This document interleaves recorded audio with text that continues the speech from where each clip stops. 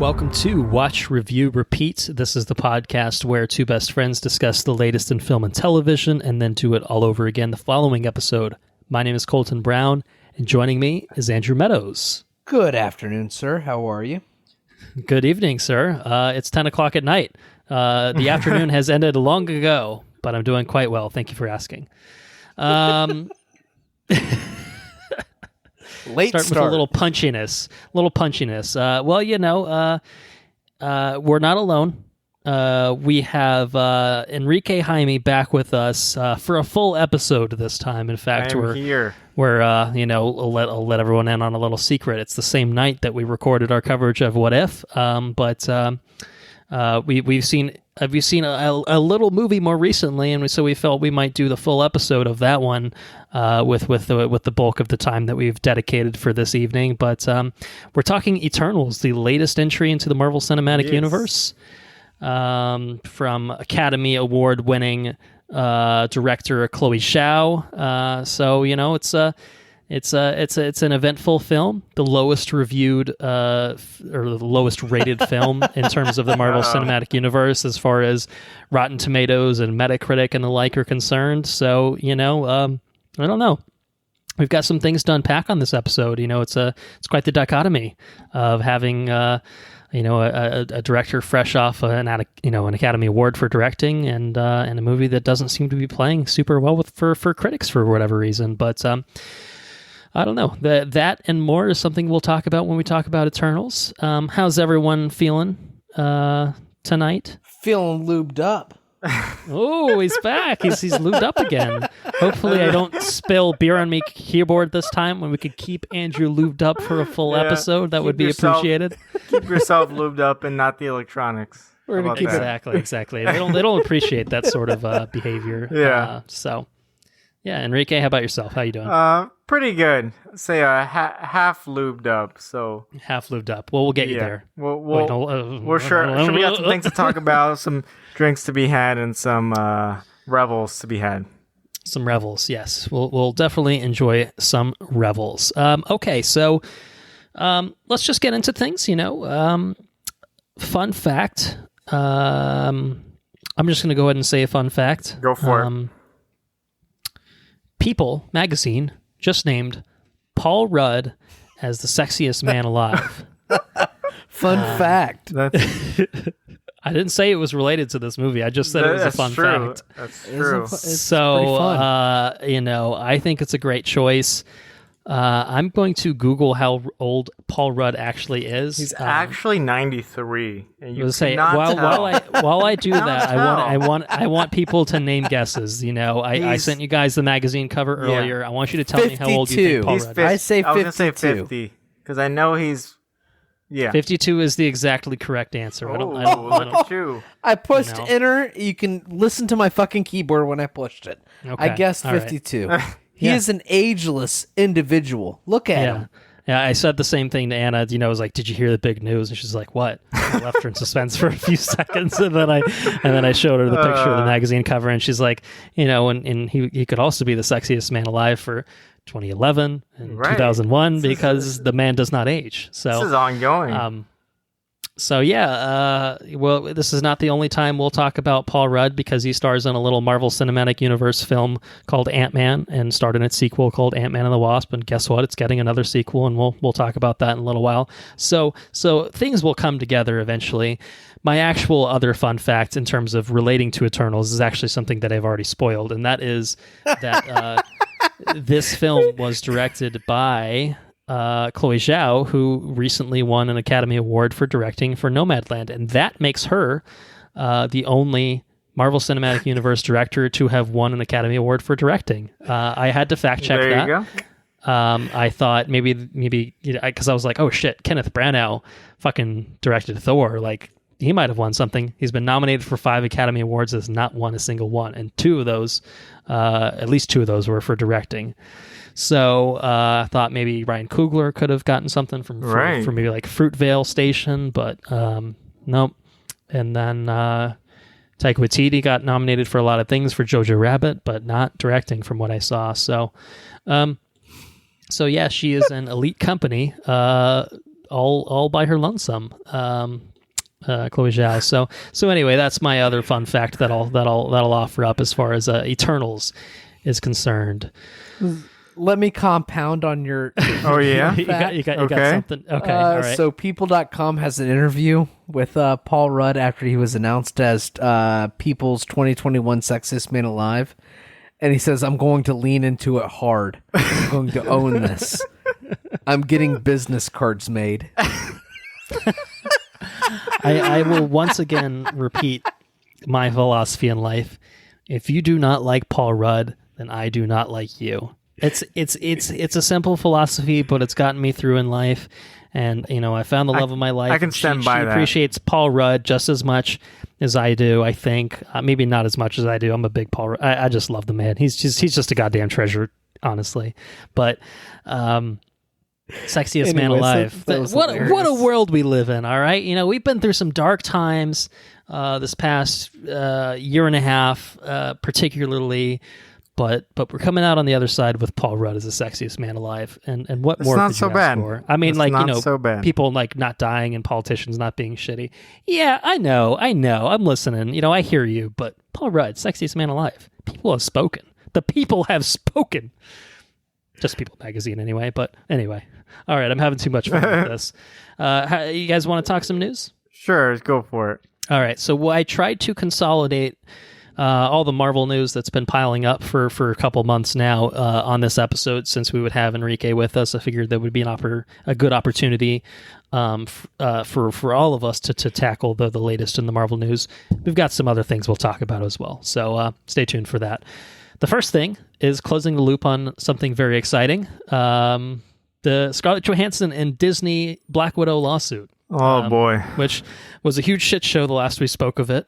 And it went exactly as you predicted. They have now settled. They have settled the lawsuit. Terms of the deal were not disclosed. But suffice it to say, Scarlett Johansson's going to be going home with many more millions of dollars in her back pocket. I think that's usually how these things work. They're resolving it as amicably as possible, and she's going to be a little bit richer. Incredibly proud. Yeah, I'm happy to have resolved our differences with Disney, stated Johansson. I'm incredibly proud of the work we've done together over the years and have greatly enjoyed my creative relationship with the team. I look forward to continuing our collaboration in the years to come, aka pay me more money and I will come to play. And so to follow up on that, Disney Studios chairman Alan Bergman says, I'm very pleased that we have been able to come to a mutual agreement with Scarlett Johansson regarding Black Widow. We appreciate her contributions to the Marvel Cinematic Universe and look forward to working together on a number of upcoming projects, including Disney's Tower of Terror. Which, what? There's a Tower of Terror movie coming. Maybe that's the hidden piece of news in all of this. I don't think we've talked about that on the podcast. We predicted the Disney rideshare universe coming on a previous episode, and I think it's happening. I think it might be. I think it's happening. Tower of Terror is a fucking badass ride. And as I'll talk about towards the end of this episode, Disney has already made one Tower of Terror movie. I didn't know anything about it until I watched it very recently, but I'll talk about that later. Anyway, good for them. Scarlett Johansson's a little bit richer. Colin Jost is, I guess, by extension, a little bit richer. I think they're still together, as far as I'm aware. Yeah. And it sounds like she's going to get richer, continuing to work for Disney. So it's just a little blip in the road, as it turns out. But a multi-million-dollar blip in the road for Disney. But chump change for major corporations, right? Anyway, Any thoughts on that? Anyone have any thoughts on that, or shall we proceed? Pretty expected, I guess. Just correct. Try to make everybody happy. Don't close the door on anything. Yeah, and I feel like it came about pretty quickly. So good for all parties involved. I suppose. Sure. Well, what is not good for all parties involved is that Disney has decided to delay a lot of movies that I personally was really looking forward to seeing. And I'm sure that it was probably true for both of you as well. Unfortunately, a lot of MCU projects have been impacted by some further delays. I really thought we were out of delay season. I know Paramount, for whatever reason, decided to bump Top Gun and Mission Impossible and the like. But Disney/Marvel Studios has made the decisions to push back. Let me just put them out in order. Doctor Strange and the Multiverse of Madness. Talked about it briefly on the What If episode. It's been pushed from March 25th to May 6th, so we're losing a couple months. I guess about a month and a half on that one. Bullshit. Thor, Love and Thunder, moving from May 6th to July 8th. Again, just a couple months there. Black Panther, Wakanda Forever, getting a bigger bump, July 8th to November 11th. Oh, so that's my movie. Bullshit. So we got a bit longer to wait for that. The Marvels has been bumped from 2022 entirely to early 2023. That's the Captain Marvel, Miss Marvel, and Monica Rambeau, whichever title she takes, I guess, in the MCU movie. And finally, as far as the MCU is concerned, our boy Paul Rudd, we're just going to have to wait a little bit longer to see him come back as Ant-Man. He's the sexiest man. He's the sexiest man alive. He'll still be the sexiest man alive on July 28th, 2023, when Ant-Man and the Wasp Quantumania arrives into theaters, having been bumped from a February release date. So we're losing a few months on that one too. So bummers all around. But good news is Spider-Man's still on track for the end of the year. And we're just going to have to wait a little bit longer for Doctor Strange, but we'll have Hawkeye in the interim, hopefully Miss Marvel early next year as well. So we'll have other MCU content to fill the void, but... we lost plenty of months, so what's a few more months? Yeah, who gives a shit at this point? And as a final note, Indiana Jones 5 has gotten a huge old bump from June 30th, 2020... from July 29th, 2022 to June 30th of 2023. So that one's losing almost a full year. Okay. So the MCU ones were not hit that hard, fortunately. Right. But Indiana Jones 5, it's filming. So it's going to happen. We just got to wait a while for it. So I got time for my indie rewatch then. Exactly. We'll do a bonus episode. Wait, hold on. Did we already do that? You got time. You can commit. We'll do it again. We'll see if we agree with ourselves almost from 2 years ago. All right, so yeah, that's that. Sucks, but it is what it is. We'll watch those movies when they come out, and I'm sure we'll cover them when they come out. More MCU news. Kathryn Hahn is going to be leading a WandaVision spinoff over at Disney Plus, in which she will reprise her role as Agatha Harkness. Nice. Series being described as a dark comedy. Okay. WandaVision head writer Jack Schaefer is coming back to write and executive produce it.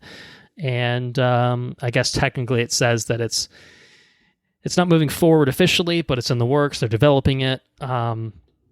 Surely off the back of the huge response that she got, and WandaVision in general got, and Agatha There's a whole meme being a huge Agatha all thing. Along.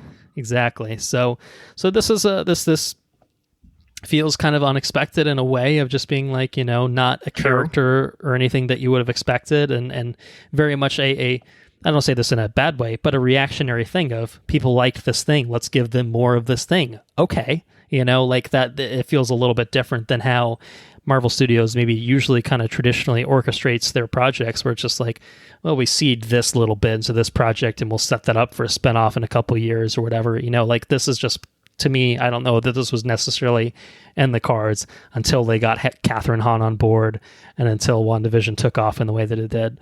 But hey, I'm all for it. How about you guys? Yeah. I'll be checking this out. Like, she was one of the more fun and unexpected parts of WandaVision, and I think you can't go wrong with Kathryn Hahn, so let's do it. How is it WandaVision once you leave WandaVision, though? Like, we've established that WandaVision's kind of like... I mean, it'll be something else. It'll be something else. It'll be... Yeah, I mean, they kept her character alive on purpose. It's a spinoff, sure. right, yeah. Right. All right, so yeah, I get it's it. like, I guess, a spinoff of a movie spinoff in a way. Yeah, I mean, I would expect that this would dive into her backstory more than what we got in WandaVision, and because like when we leave her, she's like a normal person, right? Like kind of, she's kind of like she's still alive, but she doesn't know who she really is. She just thinks she's some normal woman. So yeah, I mean, I think there's many ways they can go in this, and I think we saw. I mean, she was around in like what Salem witch times or something like that. So like there's hundreds of years of history that they can play with where she can be witching about, you know what I mean? So you know, I think there's whatever it is, Kathryn Hahn I'm sure will be game. I think you know, Jack Schaefer being someone that was, you know, she basically I think was the writer of WandaVision. I'm sure she has an idea for where she wants to take this character moving forward, and I think it makes sense. We're getting Wanda in a Doctor Strange sequel. White Vision will probably pop up at some point, who knows when, but you know, it doesn't make sense necessarily to do a WandaVision sequel outright because it's kind of such it's such a unique concept. You wouldn't really be able to do that again for a second season in the way that you could with some of the other shows, like obviously what they're doing with Loki. So yeah, this could kind of serve as a sort of sequel in its own way too. So yeah, I'm game. I'm sure this is years away. You know, very much in the early stages, but it's exciting to see them announce something like this. But I guess it's really Variety basically saying like this is happening, not so much Marvel being like, we're totally doing it. But yeah, excited to see what they do. I mean, Disney Plus Day is around the corner, so that's true. If they don't announce it, I feel like it would be weird. Maybe, yeah, I don't know. Yeah, we'll I guess. I don't know. At least Andrew and I will be able to talk about Disney Plus Day announcements and stuff like that on whatever the hell the next episode is we do. So anyway, I believe we have one last MCU specific announcement. We technically have another Marvel thing that we'll talk about, which is maybe MCU. Who the fuck knows at this point? We'll get to that in a little bit. But yeah, last piece of news at the very least. One that caught me off guard when it was rolled out because, well, we'll get into it. Will Poulter has been cast as Adam Warlock in Guardians of the Galaxy Volume 3. Now, for me, and maybe this is true for you guys as well, when I think of Will Poulter, I cannot help but think of We're the Millers, and, you know, you guys are getting paid, you know, he's just the doofy little kid in that, you know, and so it's kind of just like, He's Adam Warlock, you know, like Space Jesus. That was kind of basically, right? You know, I was just kind of like, I don't know about that. But the more I look into this, I mean, first of all, that movie came out. You gotta Google and see what he looks like now, because that movie came out like a full ass decade. I felt ago. very similarly. Yeah, you know, like, it's been a long time since that movie came out. And you know, he's obviously aged a little bit, so his eyebrows are still his eyebrows. He's still got that going for him, but that's fine. But he's kind of filled out, and honestly, he's got some Hemsworth vibes for me. Like, because some of the more recent stuffs that I've seen where they interviewed him, like he's getting pretty fucking jacked for the role because it's a Marvel movie, and you got to get jacked for the role. That's how it goes. I'm pretty on board with it, you know. And James Gunn's writing and directing. You know, James Gunn knows what the fuck he's doing in terms of casting, directing, all the 9 yards. You know, like the whole 9 yards. So if James Gunn is saying this guy is Adam Warlock, okay, all right, sure, you know? So what do you guys think? Will Poulter is Adam Warlock. No, very similar thoughts. I was kind of hesitant at first, but I can totally see it now. You know, paint him a little bit gold. Paint him gold. Golden God. You know, he could be a little space Jesus, sure. Why not? He won't have a Infinity Stone though, right? Like that's his. Yeah, I expect they will forego the Soul Stone bit with Adam Warlock. But that's fine. That's fine. Yeah, at this point, I think the Infinity Stones are well trodden territory. You really don't need to go down that rabbit hole again. You know, I don't know how they're going to do it. I don't know if they're going to do like a version of Magus, you know, in terms of, you know, is he going to be a straight up villain? Is he going to be a hero? Is he going to be a bit of both? I don't know. You know, James Gunn has been one that I think, for better or worse, for some of the characters, has kind of played fast and loose with taking the general ideas of a lot of these characters and just kind of putting his own little spin on it. And some of it, you know, I think has been pretty good. And I think just the idea of Adam Warlock being involved in the MCU is pretty exciting. So, So, in a long time coming, obviously set up and teased in Guardians Volume 2. And now that, you know, Guardians Volume 3 got pushed back years and years because of the whole saga with Gunn's firing and subsequent rehiring and making of the Suicide Squad and all that. Like, you know, his arrival to the MCU has been long delayed because of the production cycle of this movie. But it just started shooting a few days ago as of recording this. They posted like a cast picture with everyone. So it's back, it's happening, and this is what we've got. So I'm pretty stoked. You know, like I said, the initial response was just like, really? Him? You know, but I'm sold. I'm honestly sold. So and the last thing I remember him was I remember him in Bandersnatch. Did you ever do that? Yeah. I didn't watch that. I remember when you talked about it, however long ago that was that it came out. It's been a while.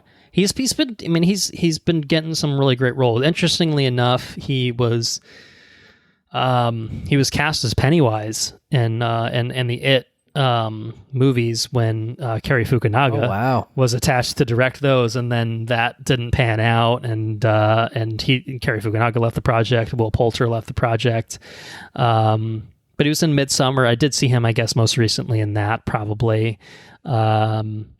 Smaller role, I think, overall, but and I've heard he was really good and terrifying in Detroit, which was a 2017 movie where he played like I think a super fucking racist cop. So, and he's British. That's cool. Wouldn't have known that. I wouldn't have known that other than just looking at the Wikipedia and hearing him in interviews and be like, oh, this man's British. But he was in, I guess it makes sense. He was in Narnia back in the day. It was like one of his first film roles, I think. So okay, yeah. Anyway, that's that, I think. So, any other thoughts? Or is it trailer time? I think it's trailer time.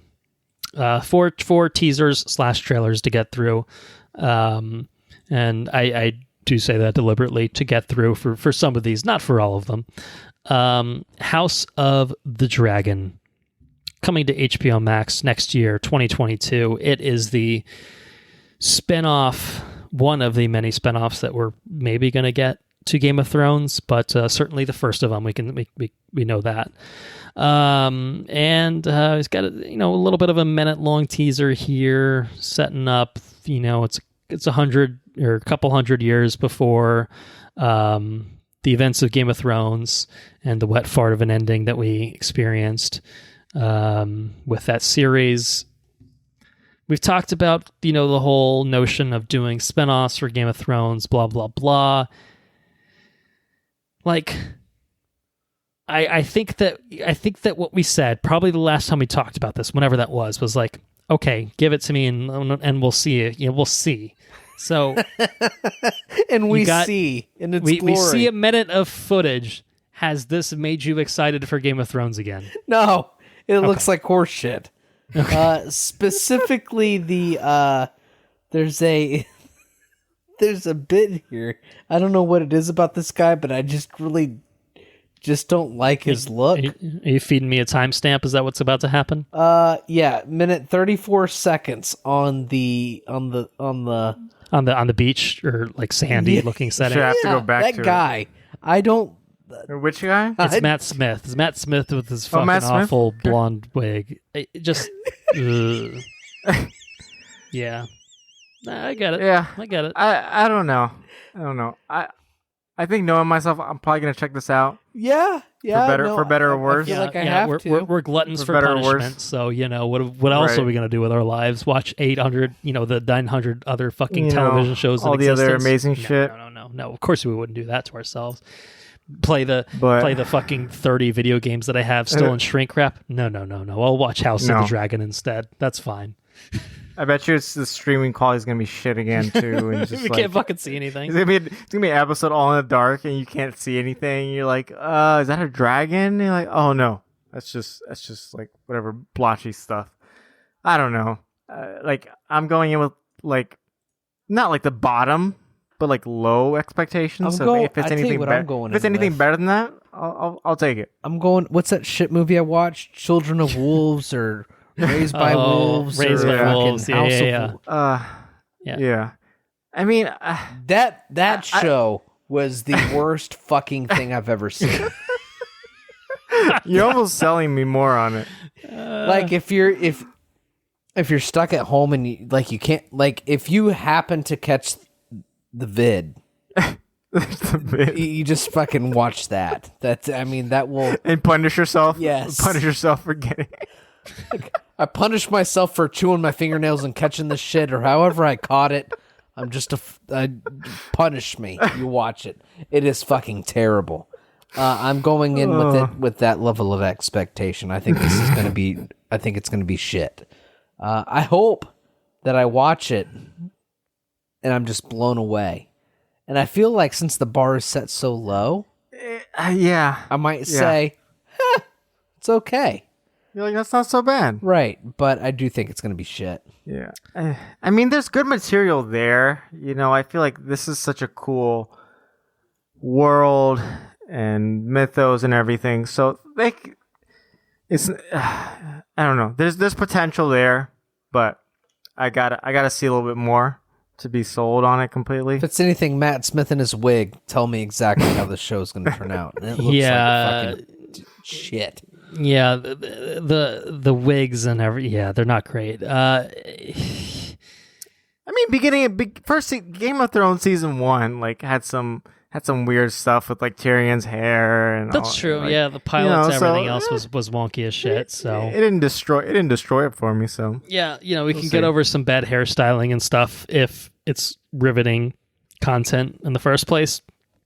What this has theoretically a beginning, a middle, and an end in the sense that it's a prequel. So when it's being kind of based off of what George wrote in his fucking history book that he was writing when he wasn't writing the actual books. The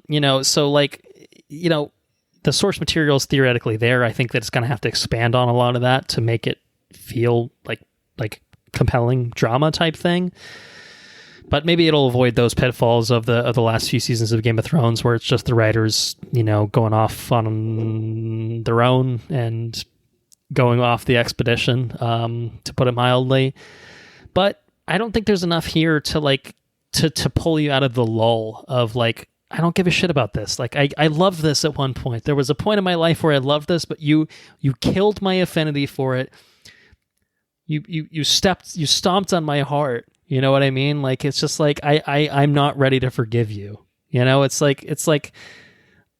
not ready. It's too soon. It's too soon. Most recently, when things look like shit in the teaser from HBO, it's been terrible. Yeah, I think, and I got that from the Children of Wolves. I saw the teaser and I was like, yeah, that looks kind of weird. You're I'm still gonna do it. I'm still gonna do it. It might just look weird. It might be fine, and it definitely was not fine. It was definitely shit. I think this is capable of being a good thing in a vacuum, but it's not in a vacuum anymore. And so it's you have to win back basically everyone, because there's a very, very, very, very small number of people that were satisfied by the Game of Thrones final season finale. There's got to be at least some element in that whole last season that pissed off everyone, in some small way, whether it was one thing or this or that. In some cases, I think probably for the three of us, it was mostly all of it that pissed us off. But yeah, just about. But there's I don't want it. I don't want it. I don't want it. I don't know. I want this to be good in the sense that, if I do give it a chance, that I'm sucked in, but then I see the Iron Throne at the end, and I'm like, fuck you. I'm not ready. Fuck you. I just don't want it. It was a different Iron Throne, to be fair. And some more swords or shit. So yeah, it was a little bit more to the book. Do some swords on it, a little spiky. Anyway, we'll see. We'll see. I'm giving it a chance. I'll probably watch it. I'm giving it a chance. You're the hopeful one. There always has to be one with optimism. I'll give it a shot. I'll give it a shot. Yeah. For George R. R. Martin. Yeah. Yeah. It sure as shit ain't for fucking D&D. No. Fucking David Benioff and no, DB Weiss. Fuck those assholes. Ugh. All right. Seriously though, fuck those guys. Okay. And also fuck the people in charge of making this next film, because oh my god, what is happening here? Uncharted. We have an official trailer for it, and it's coming out in February. It's got Tom Holland, Mark Wahlberg. I think this might look worse than House of the Dragon. What do you guys think? It's just, it's just like nothing's like convinced me to watch this movie. It's almost. I don't think I'm gonna watch it because I'm like, oh, I want to see what's like. It's not a so bad it interests me category. It's just like I don't care. I'm just like I don't really care about it. I mean, I totally think Uncharted is ripe for like a film adaptation. I think there's absolutely a way to do it. You got to streamline it because the video game's long and there's a lot of Nathan Drake, being a mass murderer and killing hundreds and hundreds and hundreds of people on this island or whatever. Like, fine, like you got to change that and make it work for film. But I don't know. It's just like a weird hodgepodge of like Uncharted-y, like vaguely Uncharted-y elements. Like he's in the plane, he's falling out, but also he's just Spider-Man still. And there was a lot of Spider-Man vibes in this. Tom Holland. I like Tom Holland. He's not Nathan Drake, but more importantly, Mark Wahlberg fucking sucks, and he is not goddamn Sully, and I will fight anyone who claims otherwise. I mean, he's definitely not Sully. They couldn't even fucking slap a goddamn mustache on this guy. Like, at least they put Tom Holland in the shirt and gave him the ring, necklace. Like, he's just straight up Mark Wahlberg. Like Tom Holland's just playing Peter Parker again. Like, whatever, man, fine. He's charming enough usually, so that's gonna, you can get away with it. Except for Chaos Walking, apparently that didn't work so well for that one. Didn't see it, to be fair. But Mark Wahlberg is just Mark Wahlberg. There's no changing that. And like, what even is this? Like, and that's okay. You can have Mark Wahlberg being Mark Wahlberg, but he's not Sully. Yeah, I mean, Mark. Funnily enough, Mark Wahlberg was cast to be Nathan Drake years and years and years ago in a different iteration of this film, and I think that's a better casting. I don't think it's a good casting. Don't get me wrong, but I think it's a better casting. But him as Sully, like, what? It sucks. I think the Uncharted franchise, the video game franchise, is fucking awesome. The set pieces are awesome. Uncharted 2 is like an all-time classic PlayStation 3 game. 1 I think I really enjoy 1. I enjoy 3. Enjoyed 4 from what I played, and I didn't finish it, to be fair. But what is this? Like, what? Anyway, it's the guy that directed Venom, so that's probably all I need to say to explain for why this film exists in the incarnation that it does. But I think there's a reason this film has lost several directors, gone through a lot of false starts in terms of casting, and has now ended up being this just, well, let's fucking make it. We got the,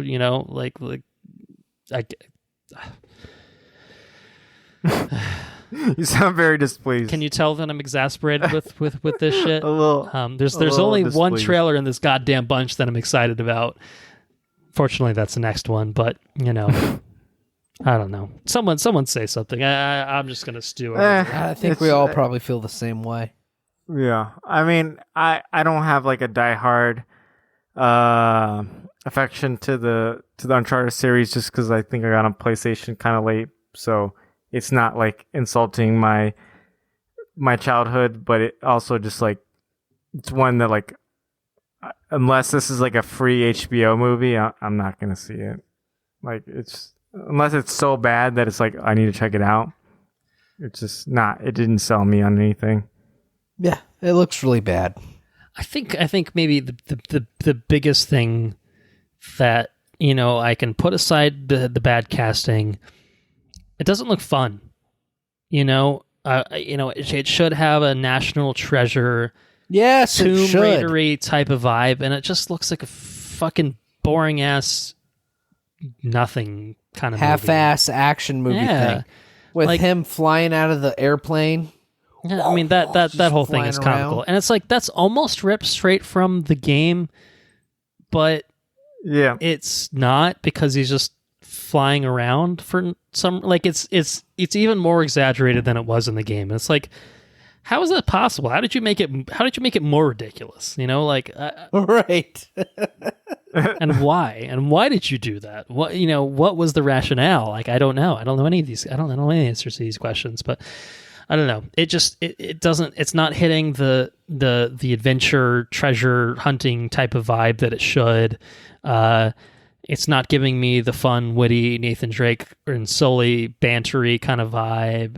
Uncharted should be Indiana Jones turned up to like 10. Yeah, right? Like exactly. I I want indie vibes from an Uncharted movie, and I get zero from this trailer. Not an ounce of it. And that to me just says that whatever else happened, they just fucked up the tone and feel of this movie. So Henrique, that's pretty much what Nathan Drake is. Nathan Drake is a blend between Indy and James Bond, and that's the kind of movie that you should have, right? Like it's a healthy blend between those two. Right. That makes sense. And this looks like a bastardization of what we were supposed to get. Anyway, Sully's also supposed to have a glorious mustache. Yeah, I've seen some Sully for sure. Yeah, I don't. Look, He's a lot younger, a lot Mark Wahlberg-y. He's a lot Wahlbergier for sure. Do yourself a favor, pick up the Uncharted remastered collection on PS4. Pick up Uncharted 4 on PS4. Yeah, so a couple of them games. on PS Plus or whatever. Yeah, I'm just like. Do I go back from the beginning to the end? Big endeavor. I'll tell you what. Start from one. One's dated in some aspects, but 2 on it's not dated. Two is like, I don't want to say the pinnacle of the franchise because I think 4 is just like a beautiful game. Mm-hmm. But I can't speak too much to the story again because I didn't finish it. But yeah, no, that's fair. Yeah, I need a start from the beginning. A couple more game recommendations. So start from the beginning with Uncharted 1. I think it can really scratch that sort of adventure itch that you want. Really good game. Go for that.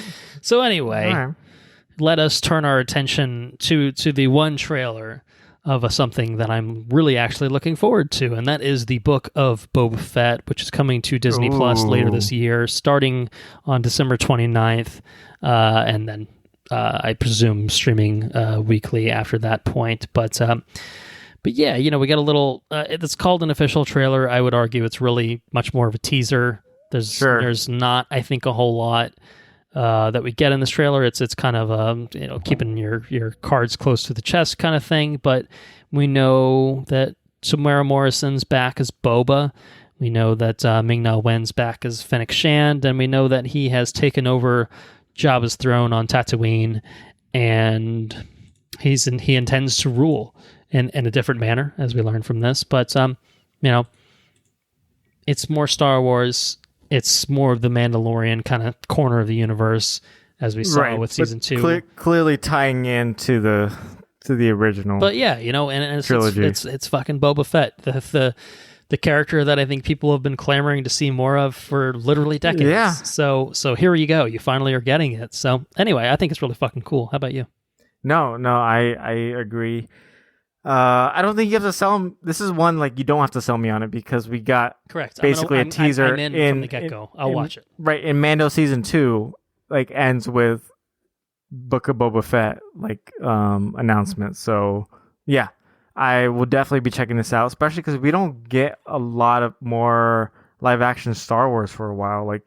We got a lot of it in the beginning of Disney Plus, and now it's in the Marvel phase.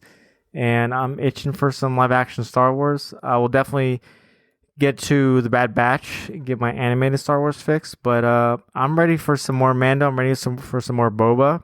And if this is going to be what's coming out next, then I'm all for it. Yeah. I mean, we're taking kind of a leave of absence from the Star Wars films, but we've got Boba Fett to fill the void. We'll get Ahsoka at some point. Oh yeah. Probably either late next year or the year after that. But yeah, I don't know. Are you looking forward to this, Andrew? The Book of Boba Fett? Absolutely. Yeah. Absolutely. Well, I'm okay. not surprised. Well, all right. We know you're looking forward to it. What did you think about the trailer? Trailer looks like we're getting a different angle on some Star Wars stuff, which is pretty cool. I mean, we've never had the angle of somebody controlling a crime syndicate before, right? He's coming in seizing control of the Jabbas control the underworld of right.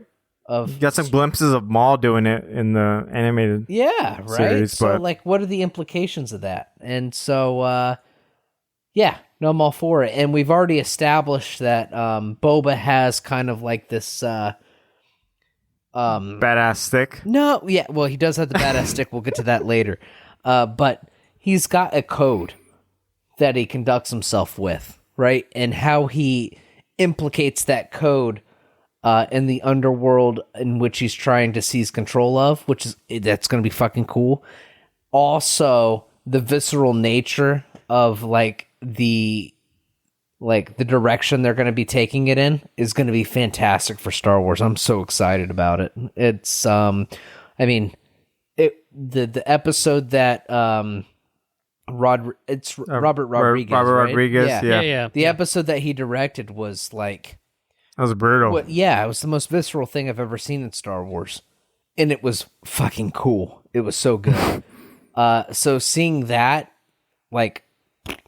planted on a whole series, I'm very excited about. So we'll see. You're making me want to rewatch Mandalorian. Yeah, that one episode alone, right? Just Boba Fett just beating the shit out of people with a stick. Yes, and oddly enough, you know what queued up after that? Like I had YouTube playing, and it automatically queued up the next thing. Queued up the next trailer we're going to be talking about, which oh yeah, that's going to be a visceral thing as well. We can talk about that. Well, if there's no other thoughts on Boba Fett, we can do that. Yeah. All right. Final trailer. Final piece of news. Sony Pictures Entertainment proudly presents Jared Leto as the enigmatic Marvel legend. #Morbius. Jesus Christ. This looks like shit, right? Yes. The answer is yes. Okay. They're like, what if Batman was actually a Batman? What if he was a man? He's fucking man bat. He's not even man bat. He's not even. No, he's just a vampire. Before we really dissect this trailer, and hopefully not for too long, because we have other things to talk about, of course. Can we just appreciate that Sony had the fucking absolute gall to actually make a goddamn Morbius film? I mean, the absolute fucking mad lads did it. And assuming there's no Spider-Man in it too, like the whole thing with the Venom movies and the spin-offs, I'm just like, what the fuck is Spider-Man? Like, Venom's a popular enough character. He justifies his own existence. I don't think they should have done it that way. I have many thoughts on that. But that. I can see it. It's made a lot of money. But so fine. I'm sure they're okay with justified in it. their decision. I got a question for you. Go for it. Guys, what if instead of making a Venom movie, instead of Venom, we make him a vampire? Then we just kind of do the same thing we did with Venom, but make him a vampire. And in fact, kids what we like can do, vampires. what we can do is we can take the same dialogue and just put it in the end of the thing where he says "I'm Venom," and we're just like, no, but it's like a joke, bro. So it's like funny. We just make it like say I'm Venom. We just say like I'm Dr. Michael Morbius, like at your service, dude. I'm Dr. Mark Morbius. What are you doing? This is not as like everyone knows Venom, right? Like people wear Venom T-shirts. Like Venom's a part of the thing, dude. When like A-list. nobody knows about Morbius, like we just like put a vampire in there and say it's part of the same thing. Right, the thing. I'm just like the average person probably doesn't know about Morbius. I probably don't hate Jared Leto as much as you do, but like I'm also like Probably don't not. love him. Well, this will certainly make you love him a little bit more. But like, why? Why is this a movie? Yeah, and he even does a little thing like where he's like holding somebody captive at the end of the trailer. I just watched it because it's fucking glorious. Why? And he like makes a scary face. He's like, I'm Morbius.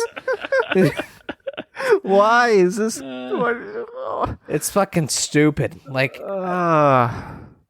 infinite resources Sony has. I mean, to like everyone else, they have infinite resources, and this is how they want to utilize their shit. I don't get it.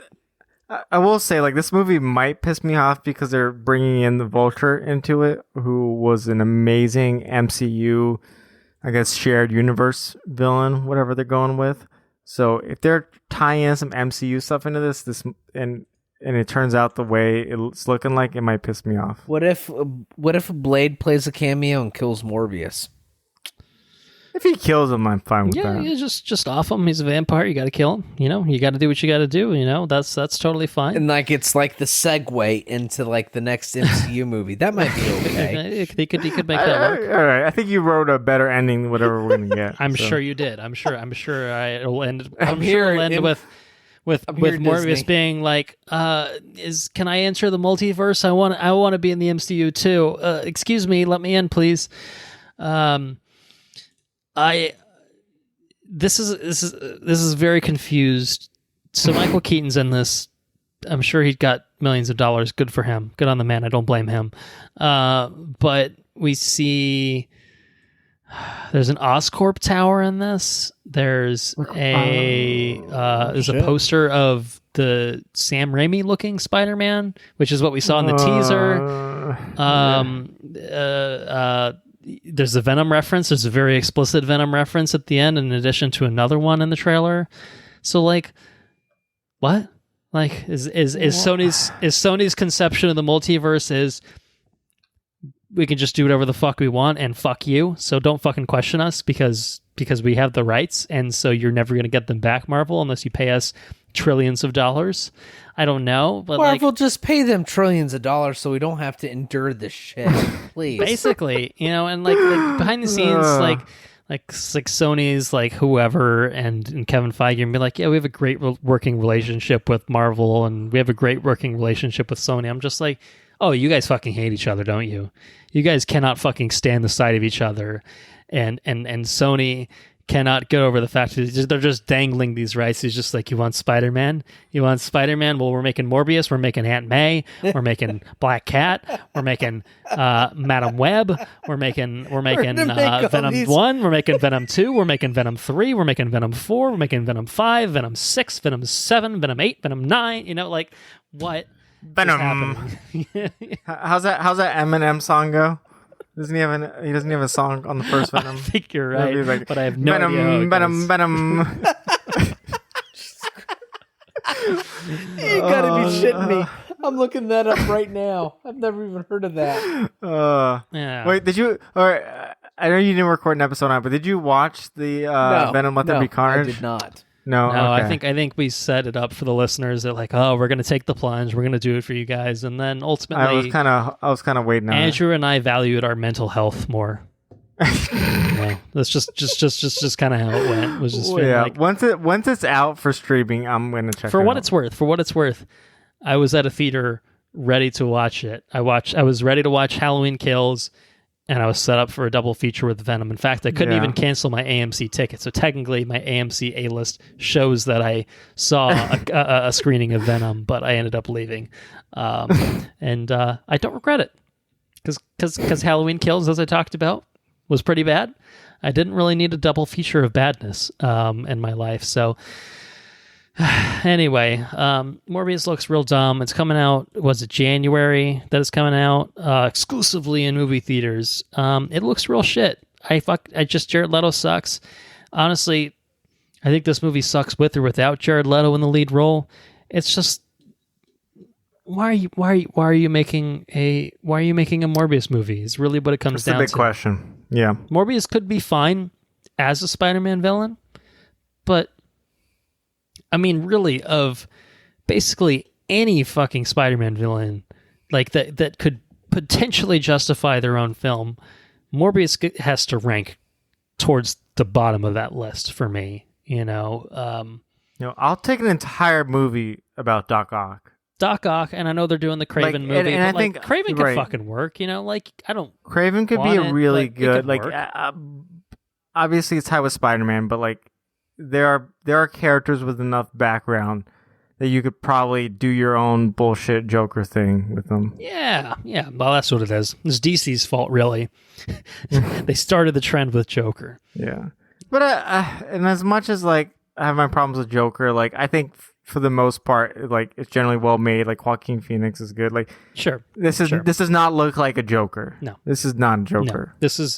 This is every other superhero film that Sony, left to their own devices, has made, which is just an early 2000s film, an early 2000s superhero film. They cannot escape the cycle of just making these fucking films over and over and over again. The But Eminem song might be the best thing that came out of Venom. I'm listening to it.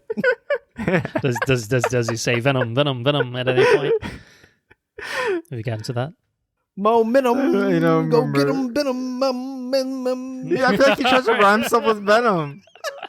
I don't know if he says it, but like, I feel like he's man. trying You know, to he's rhyme. like, shit, I got paid millions of dollars for this. I got to do what I What can. rhymes Like, what with fucking Venom? rhymes with Venom? Oh, shit. I'm He fucked. says, I I'm shouldn't thinking have signed it's this time contract. to go get him, and he makes it sound like Venom every time he Like, ends in right? Venom. It's just like, okay, there you go. I'm not crazy. Well, hopefully they put that in the second Venom, too. They got to know what hit him. Hit him.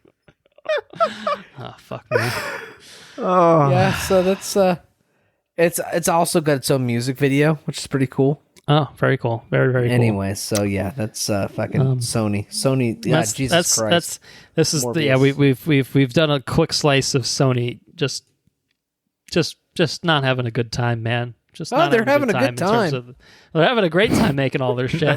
But anyone watching it, not so much. Not so much. Well, my neighbor said Let There Be Carnage was definitely an enjoyable experience. They laughed much more than they thought they would. I'm sure it was a Okay. movie.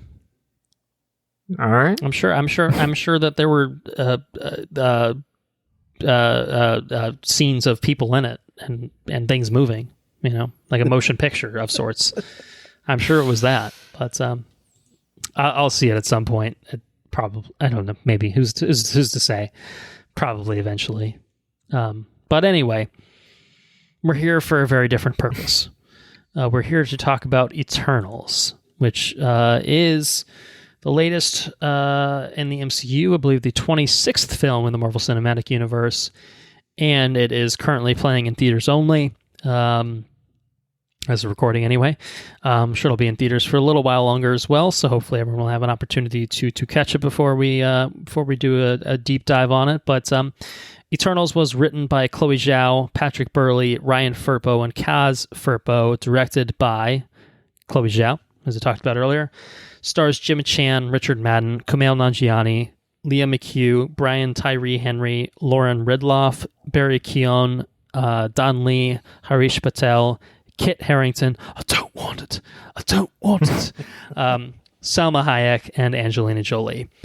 It's about the Eternals, as you might expect, an immortal alien race who emerge from hiding after thousands of years to protect Earth from their ancient counterparts, the Deviants. So who's ready for some box office stuff? Let's hear it. Box office breakdown, if you will. Yeah. Let's hear it. All right. So, This is the only, a little preamble. I don't know if you're going to get in that preamble or not. If you were. This was a movie that I could have seen a lot sooner if it were available on the Disney Plus, and it was not. This was is not? the first No, movie sir. to... I think Shang-Chi was... No, Shang-Chi's the first movie, I guess, isn't it? Shang-Chi was theatrical only, although it will be up on Disney Plus on Disney Plus Day. So Very soon. By the time this episode goes up, it'll be up on Disney Plus for everyone to watch if they hadn't had an opportunity to do so yet. But it was, I think Shang-Chi's success inspired Marvel Studios to feel confident about putting Eternals in theaters only and not doing a hybrid release of the way they did with Black Widow. Also, the lawsuit attached with that probably was just like, we'll just put it in theaters. We'll be fine. And as it turned out, I think that they were fine.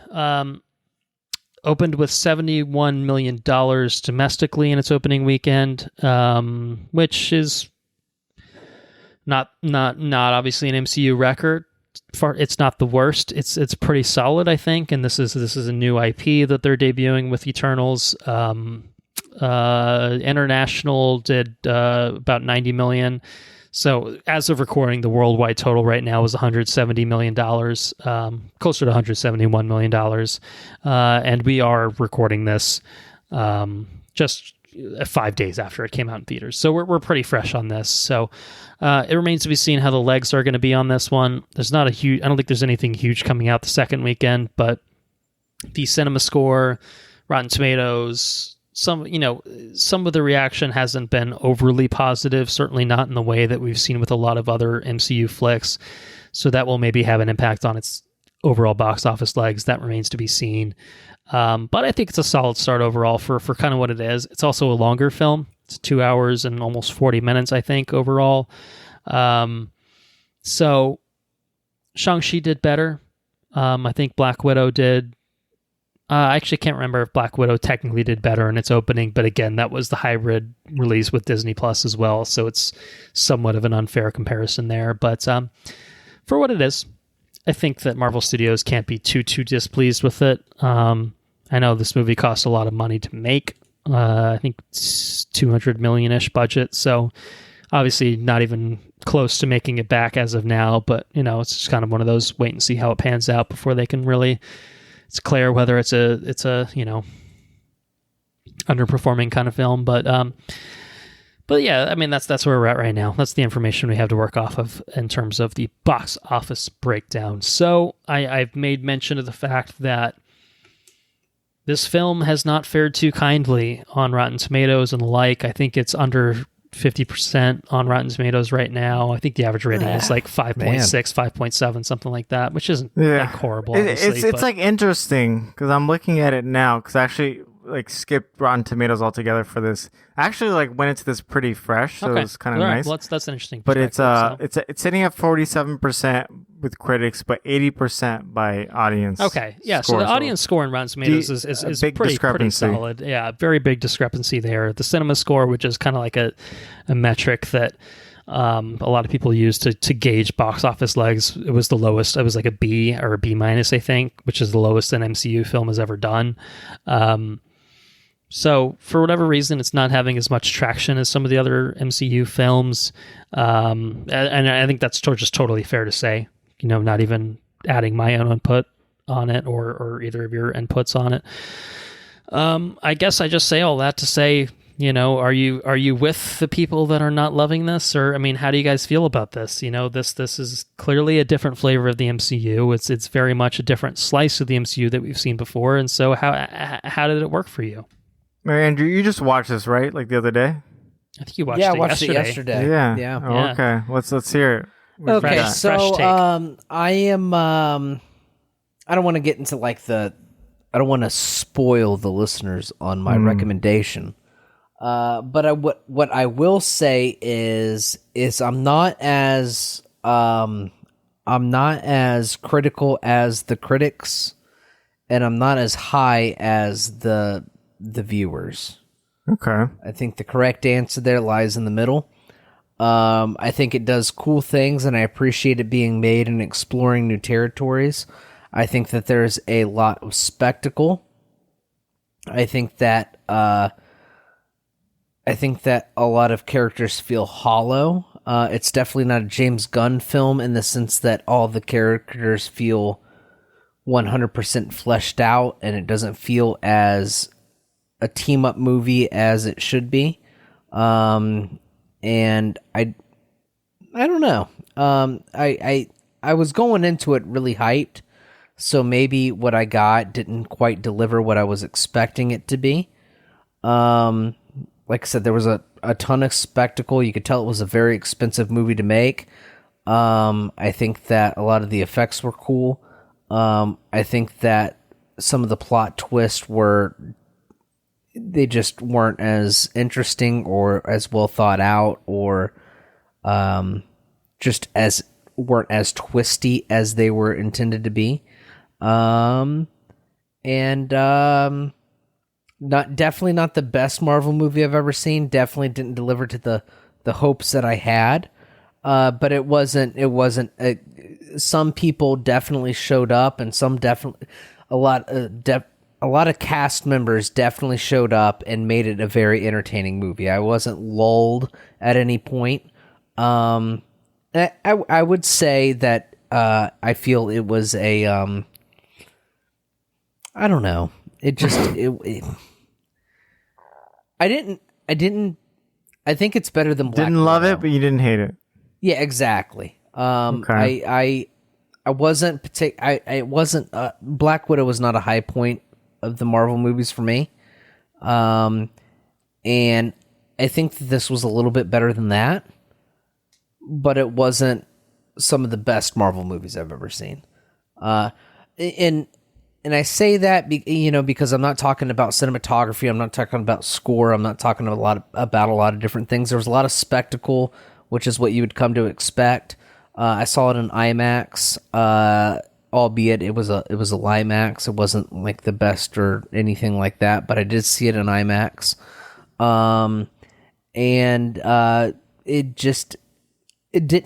It wasn't firing on all the pistons for me. Like it just kind of fell short. And we can dive into that. I would prefer to dive into that in kind of like a more in-depth kind of evaluation, because you're talking about like, what is it, like 8 a lot of characters? stuff in this. I mean, there's a lot of different characters that you're kind of like centered around. Like the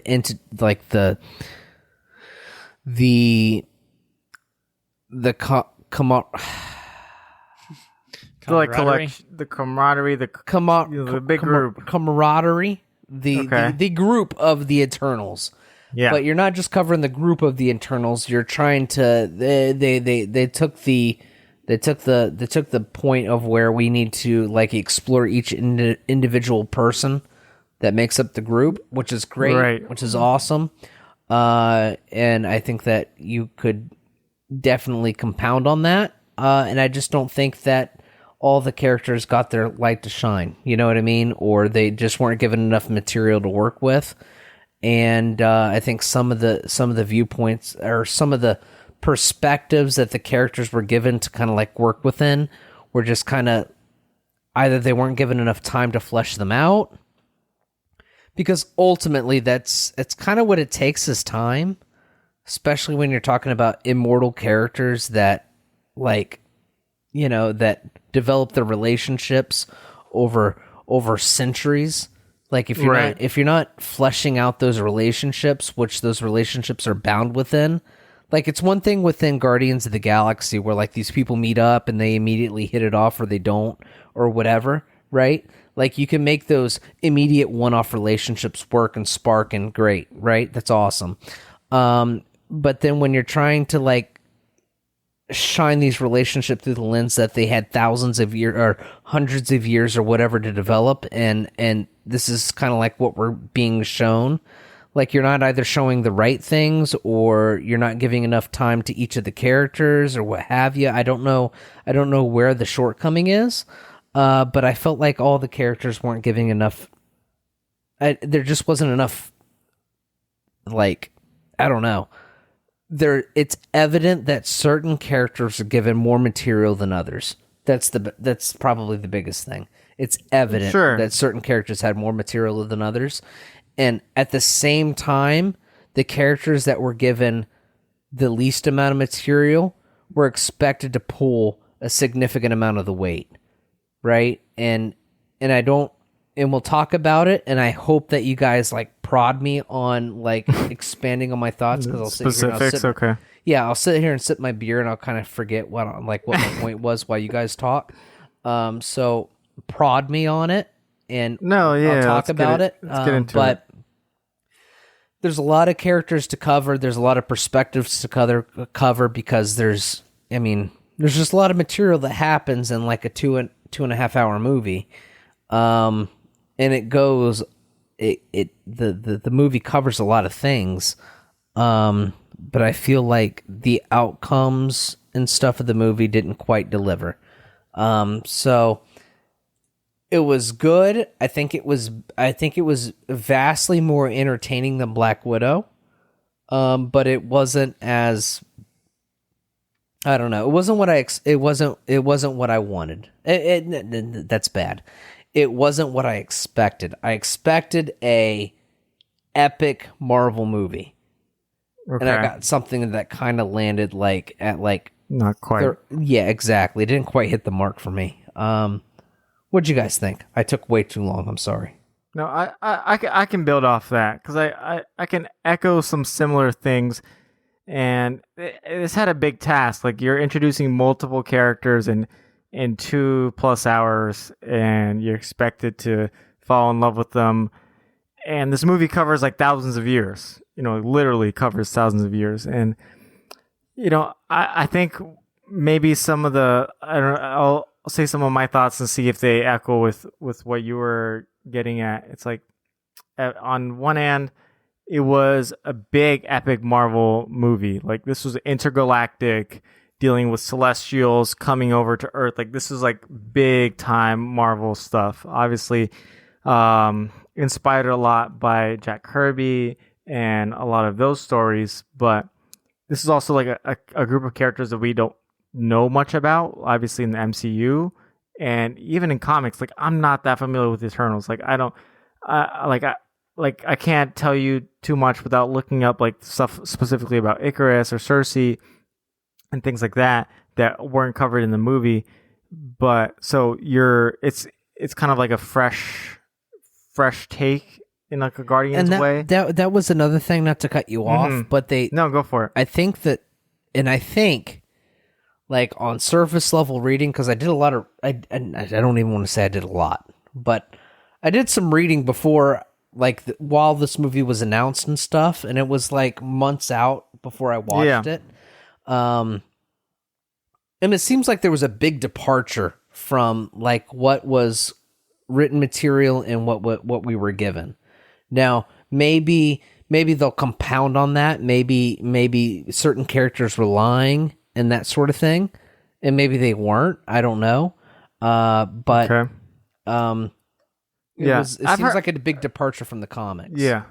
And I've heard some different things about the making of the movie, whereas like I feel like officially like everything's always like, yeah, like Chloe Zhao and everybody like worked so amazing together. They would do a ton more movies and other things. I hear that it's like she wanted to do her own like director's cut. So I do wonder a little bit about the Marvel, if there was a Marvel conflict with the indie side of it. Obviously, Marvel's no stranger to bringing in indie directors and letting them kind of throw their vision in.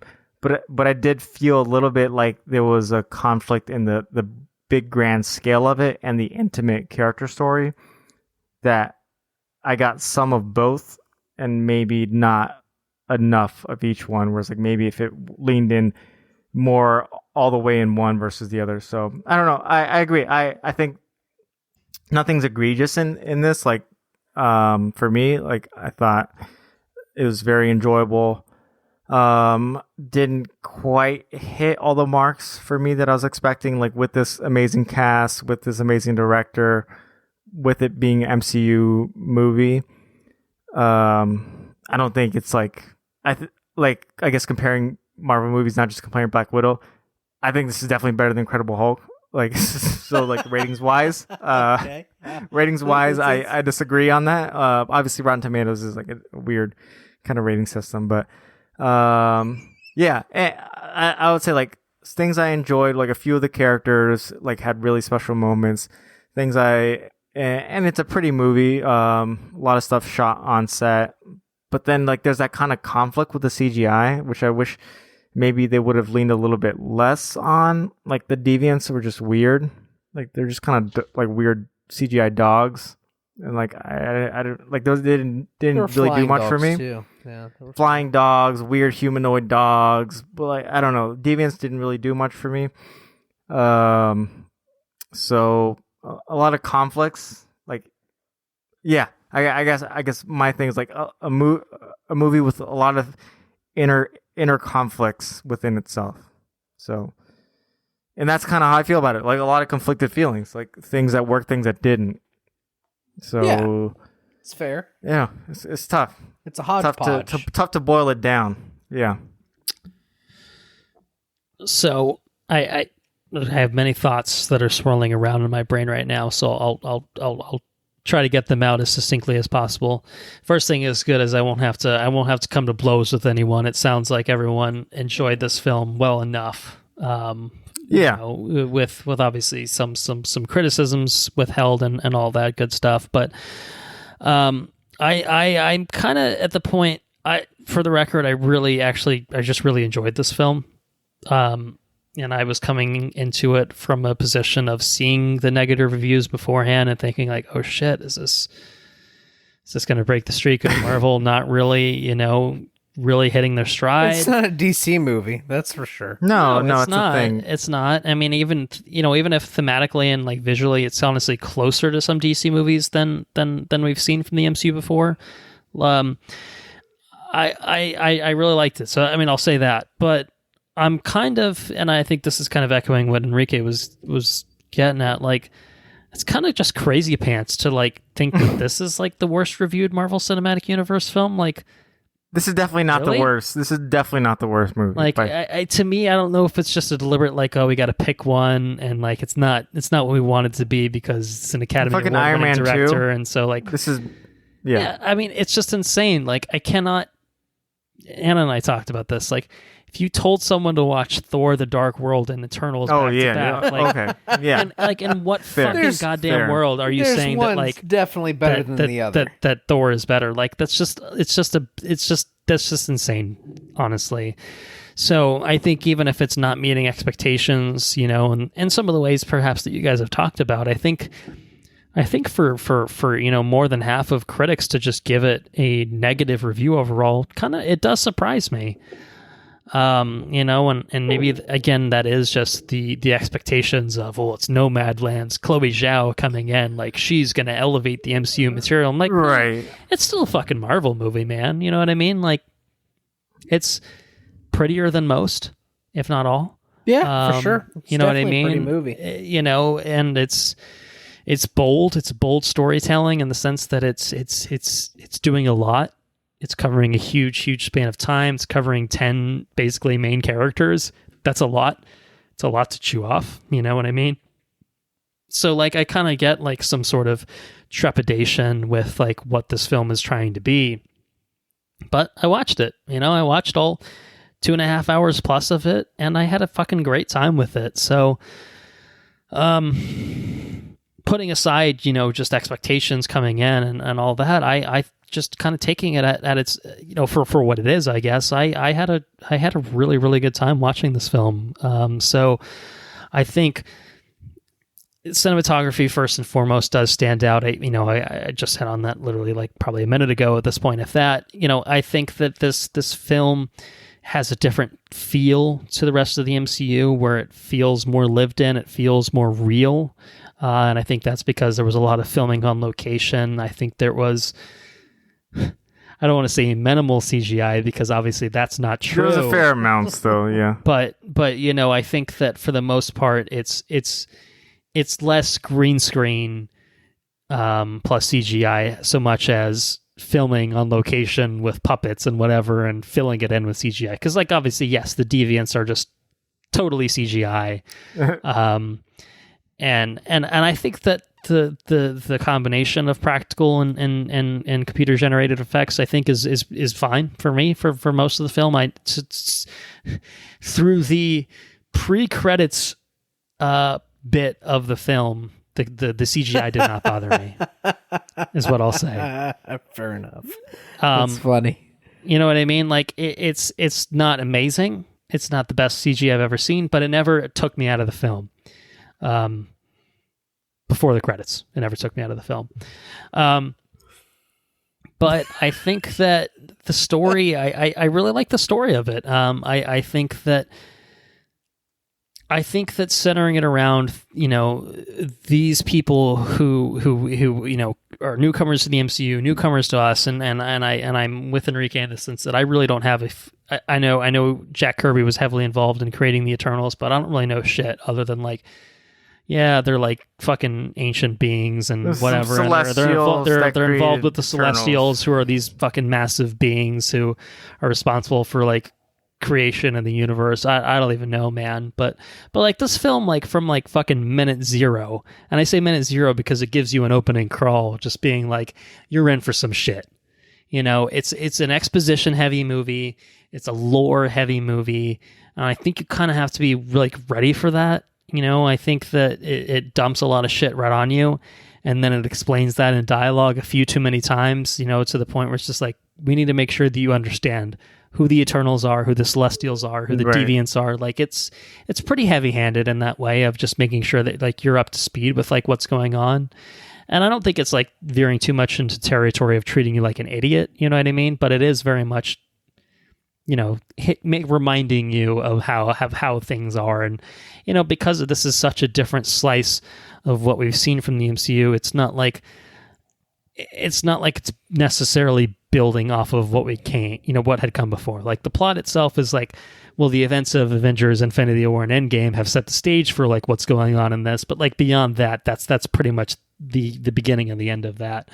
But I liked that they tied it in with the MCU in that regard, but it also tied it in with historical events. You go back to the BC era of world history, and you kind of intersperse these characters into that, and then bring them into the present day and see how eternal beings, and I say that I guess somewhat pun intended, of just seeing how some of these people are living their lives, and how beings that have existed for thousands of years respond to the developments of mankind and society and stuff like that. And I think that, I think to Andrew's point, I think you see more depth for some characters than others in that particular regard. But to me, I felt that the film, by its structure, by its pacing, I think did a pretty good service to all 10 characters in some fashion. Like, inevitably there's that 10th character who you're waiting an hour and a half before they really reintroduce that character to give them some sort of actual screen time. But I think by the end, like, everyone kind of deserves their stay on the screen. I think it's brought to life by a really, really fantastic, super, super talented cast. Top to bottom. I mean, there's a lot of characters here. A lot of characters get a lot of play. Jim and Shan and Richard Madden are kind of like your two kind of leads, I think, and I think they're really good. But I think a lot of the other supporting players are actually really fucking compelling too. Kumail is super charming. He's Kumail. What do you expect? Brian Tyree Henry. Go ahead, Andrew. Him and that dude, his chauffeur, Karun, yes. his Karun? valet. They were the best characters in the whole fucking movie. I did enjoy them quite a bit. Really, definitely really fun. the comedic aspect of the film. Yeah. Yeah. When he showed up and he was dancing, he was doing his. Oh yeah, he does his Bollywood. Yeah, Yeah, that was great. I enjoyed that. Well, I think one person that I liked that a very almost kind of subtle role was Barry Keoghan. Yeah. In this, he was great. His droid, he's such a weird dude. That face, man, is weird. He's got a weird face, man. He's got like the eye. Like I don't know what Who it is is, this? but like, he's the one that Druig, controls the minds of people. Yeah. Oh, yeah. Okay. Like I picture him in the Killing of a Sacred Deer Oh boy. movie I think about all the time. I was just like, God damn it, Yorgos. crazy, fucking crazy, man. I've never seen that movie. Obviously he was in Green Knight, also crazy in that. Yeah. But I really enjoyed him in this. Probably kind of like It's because it's one like of almost my sneaky favorites. Yeah, I was going to somewhat slip and maybe offer a spoiler of some sorts, so I'll refrain from doing that. Mm-hmm. He's really good. His character is not what you would expect, and in a good way. You know what I mean? I think he's really, really good. There's subtle depths that are provided to that character through the performance. Not even necessarily through the writing. I think through his performance, he's really, really good. Lauren Ridloff, who plays Makari, who's the super speed. She's a first deaf superhero in the MCU. Another fun fact that I could have offered. She was awesome. She was great. Brian Tyree Henry as Fastos, who is probably like the first like actually openly gay character that we see in the MCU. Is really great. I think Salma Hayek's great. I think Angelina Jolie's great. Like, those are two great actresses. They're going to bring it to the roles that they're cast in, and I think that's totally true here. Yeah, I kind of wish they brought a little bit more, like especially with Thena's character. It's tough, I think, based on how the character is written and what she goes through. Yeah, I don't know. I guess like in one way, I almost felt like you didn't fully utilize Angelina Jolie in what could have been. Like, she's there and she's present. I guess a little bit with Salma Hayek's character too. Like same way. She's like not you had these present. Two headline she's not actresses. present. They're by no means the main characters of the film, which I think is fine. Yeah, but I think possibly could have done with more. I guess I'm thinking specifically more with Angelina Jolie's character. Just, we'll get into it. We'll but get into just it. the whole memory loss issue. Yeah. So yeah. Last cast member I'll shout out. Kit Harington was good, man. He was fucking charming. He was having fun and being not as brooding as Jon Snow, who knows nothing. He still knows mostly nothing in this film. But he was content. He was content on okay, we'll talk about it. I guess a wizard? Spoilers, but you were like Doctor Strange. He was chill. He was rolling with the punches. He was just like, he was along for the ride. I enjoyed him. It's not a huge role. He's not in Eternal. But I don't know. I thought that all the cast had a lot of chemistry together, and I think that the pairings, like Cersei and Dane, who's Kit Harington's character, like they have chemistry.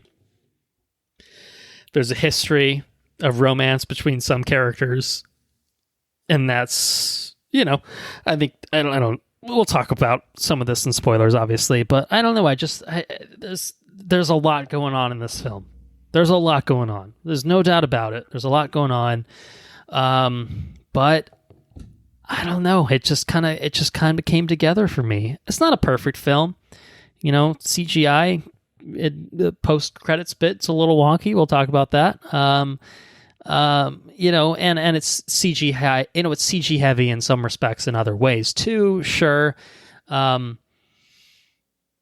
It's a lot of characters. You can't afford everyone the amount of depth that you could arguably give them if you had an expanded runtime. If you made this film into a 10-episode Disney Plus show with each of these characters kind of getting their own almost episode to breathe, I think that could have helped. I think it could have helped. I didn't think you needed it. I think it worked well enough on its own that, fine, presumably we'll get more, at least films involving these characters, maybe a direct sequel, however things shake out. But I don't know. I think it tackled so many things, and I think that it was successful on most, if not all, most. I think the representation that this film brought, obviously Shang-Chi was a huge film in terms of representation, bringing to life the first Asian superhero in the Marvel Cinematic Universe. With this, having an openly gay superhero, having a deaf superhero, I think even just the general diversity in the cast. You have an Asian lead, and this one as well with Gemma Chan. I think she's British and Asian, but fine.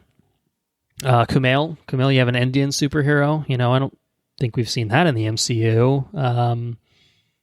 We've seen a white guy superhero. That's nothing particularly novel. Sorry, Richard Madden. But you've got a kid superhero, a Sprite. Black superhero and Fastos. Salma Hayek, Mexican. You have a Mexican superhero. I mean, obviously, they're not all of these nationalities because they're Eternals, and they predate a lot of these societies and countries existing in the form that we see them. But we know where they're where these actors and actresses are cast from. We know that, we understand that. So I don't know. It just to me felt like, I don't know. It's really cool to see all of that kind of come together in a film like this. I absolutely appreciate the confidence of Kevin Feige to turn around and hand kind of the keys to the kingdom to Chloe Zhao, pre-winning the Oscar, to be fair, but obviously off the back of probably seeing her previous work and just thinking, okay, she knows what she's doing. It's not fucking Nomadland. Of course it's not. It's the visuals of Nomadland in a fucking Marvel movie. It's just, I don't know. Hey man, I just really liked it, is what I'll say. So, I feel like I'm just mounting a singular defense force against the reviews. Where I am perplexed that this is the one that and we can hop into recommendations shortly, but I know Black Widow, wasn't your either of yours favorite MCU entries. And I'm yeah, okay, I get it. I enjoyed it a lot, but I get that. This one, to me, I don't know. It's hard for me to look at it, I guess, more objectively, so to speak, to like figure out like what the big deal is. You know, I don't know. So maybe someone will explain that to me. Maybe we'll get into spoilers and I'll have a revelation of like, oh, okay, that didn't work for you, and maybe that was like a huge flaw for other people, and that's what held this film back. I don't know. But anyway, I think that's what I have for non-spoilers. Any other non-spoiler thoughts? Should we get into recommendation? Recommendations. Yeah. Okay. No, I'll just echo I really applaud the cast and the characters in this. Like, I know this was a main point when they were like picking the team to like make, because it's going to be a story set in Earth, to like make a group that's actually representative of Earth, and I really appreciate that. And I think like can't applaud them enough, because everyone works. Again, like I was complaining about like the two biggest actresses on here, so like all the newer up and coming people I thought did amazing. So really, yeah, in general, I definitely did enjoy the cast and the group they selected to make the Eternals. Yeah, totally. So recommendation, where do you guys stand? Very yes, totally fine, shithouse. Where are you guys at with this? I will say that this is a Suspense. totally fine film. I think this is a totally fine film. Didn't blow my socks off. It's not the best. Like, yeah, you have a incredible ensemble cast. But I think some of those cast members didn't get enough material, or didn't get enough meat on like the material to like really grapple with. I think that I think the cinematography was great. It was a very pretty movie. But it just kind of felt, I don't know, just didn't kind of hit me where I thought it would hit me at. You know what I mean? If there is a being on Earth right now, this is the way I'm going to put it. Inside the core? No, not inside the core. Okay. If there's a being guarding all of us, like watching us grow and like watching us develop, I would hope that there would be more emotionality, like there would be a more emotional impact on, and you get a little bit of it, you get a glimpse of it, but it just didn't quite hit as hard as I thought it would hit when you find out that like what the movie's going for. You know what I mean? Like what the crux of the movie is, what the plot twist is of the movie. I would feel like there would just be like, if you've been with us all this time, this is what we get. You know what I mean? And it just didn't feel like it was as hard hitting as it should have been. And that's what I got to say about that. It just didn't hit me as quite. And I'm an emotional guy. I cry over everything, and this didn't pull anything out of me. And so for that, I say it's totally fine. I might point out one of your inconsistencies where you said that this is better for you than Black Widow, and I think you gave Black Widow a yes. So just oh, did I give Black Widow a yes? I feel like you did. Well, Henrique, did you give it a totally fine? Yeah. Okay, I know we had 3 different rankings on Black Widow, so hey, you know, do what you want, but actually the consistency in terms of how I've talked about other MCU films will play. Well, then I would retract my. Well, you don't. Shit! Now you call me out like that. Maybe it's a I just yes. wanted to bring it to your attention that it.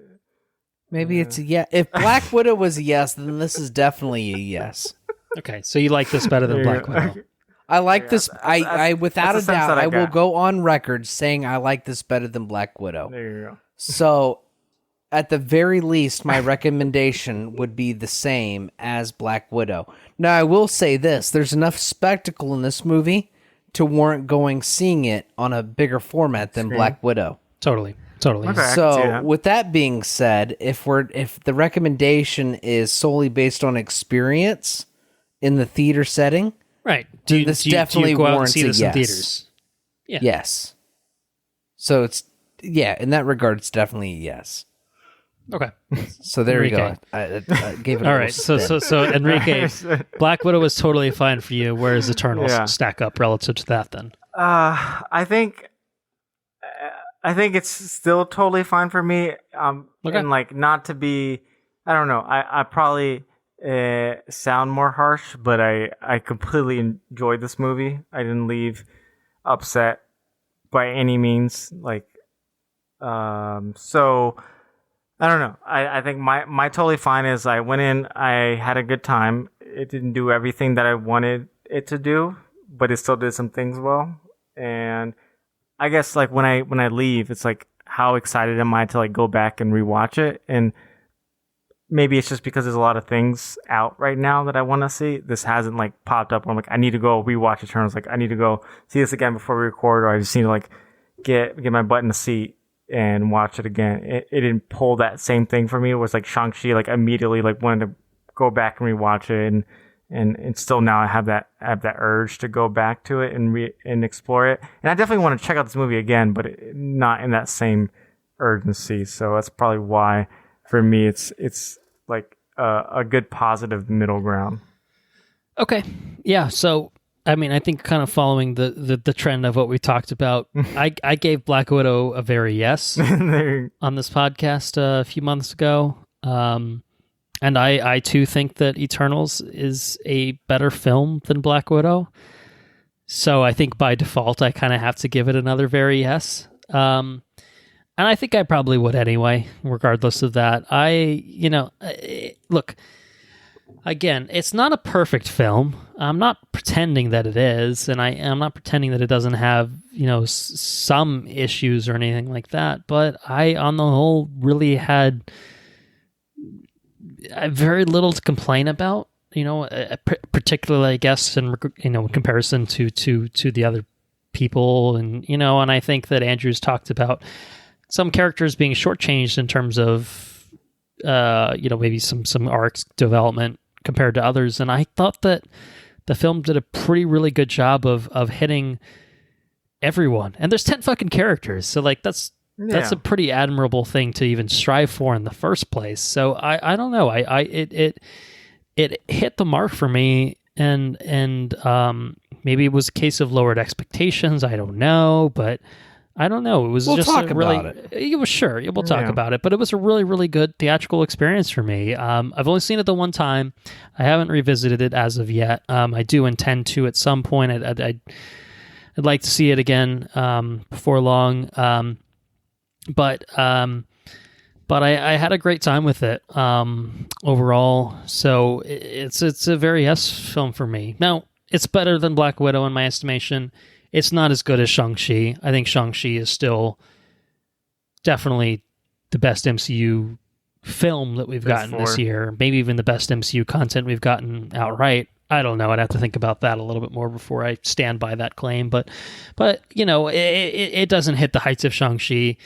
But I think that in the same way that Black Widow was entertaining, in the same way that Shang-Chi was just like fucking an amazing fucking martial arts MCU movie, this is like an introspective, like character study, like slower paced, kind of different slice, different thing that we've seen from the MCU, expanding on the lore, expanding on the universe. Like, I don't know. I just really liked its approach with who the Eternals are, what they're there for, what their mission is, how it all kind of played out.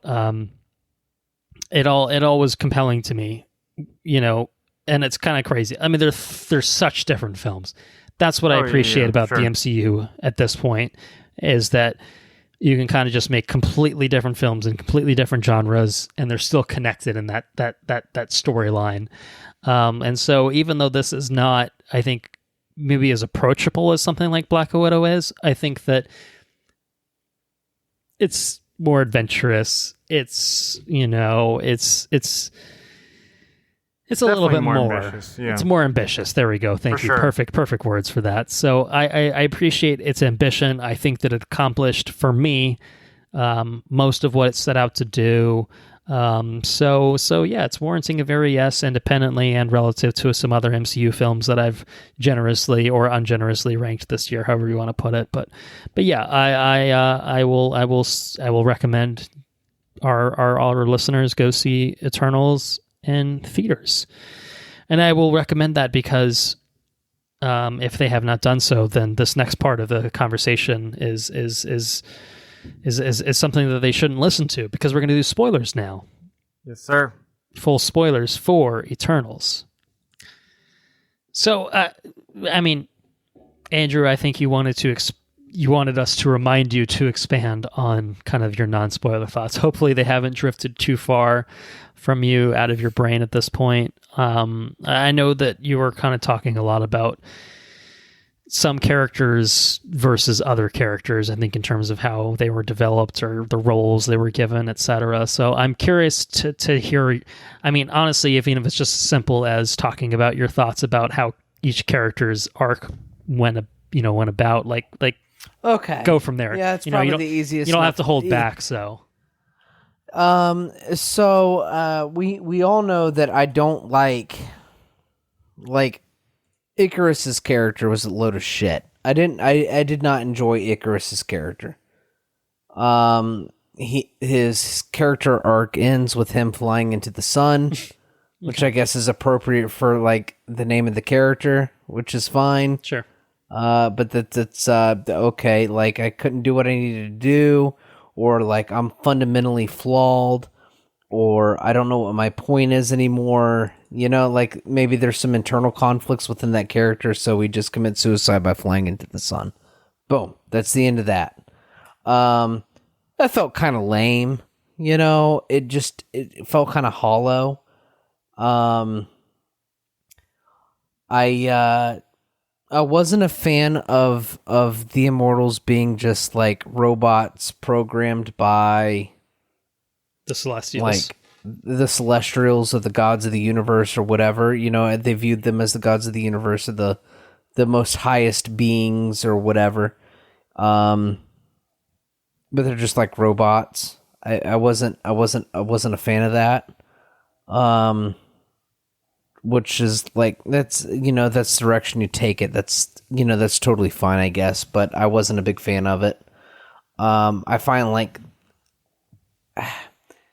if they were organic beings trying to find their own way, I find that more compelling than the robots that evolved beyond their programming. You know what I mean? I feel like robot is like somewhat of an oversimplification, because they're clearly more than robots. Like they're constructed beings, but they're fully sentient and capable of independent thought, and and I think, as it turns out, I mean, really the only reason that I think that any of the Eternals that we meet that end up ultimately okay with what the Celestials' mission is, which is obviously to generate the emergence, to birth a new Celestial, like Ajak has known about that, so it's not news for her.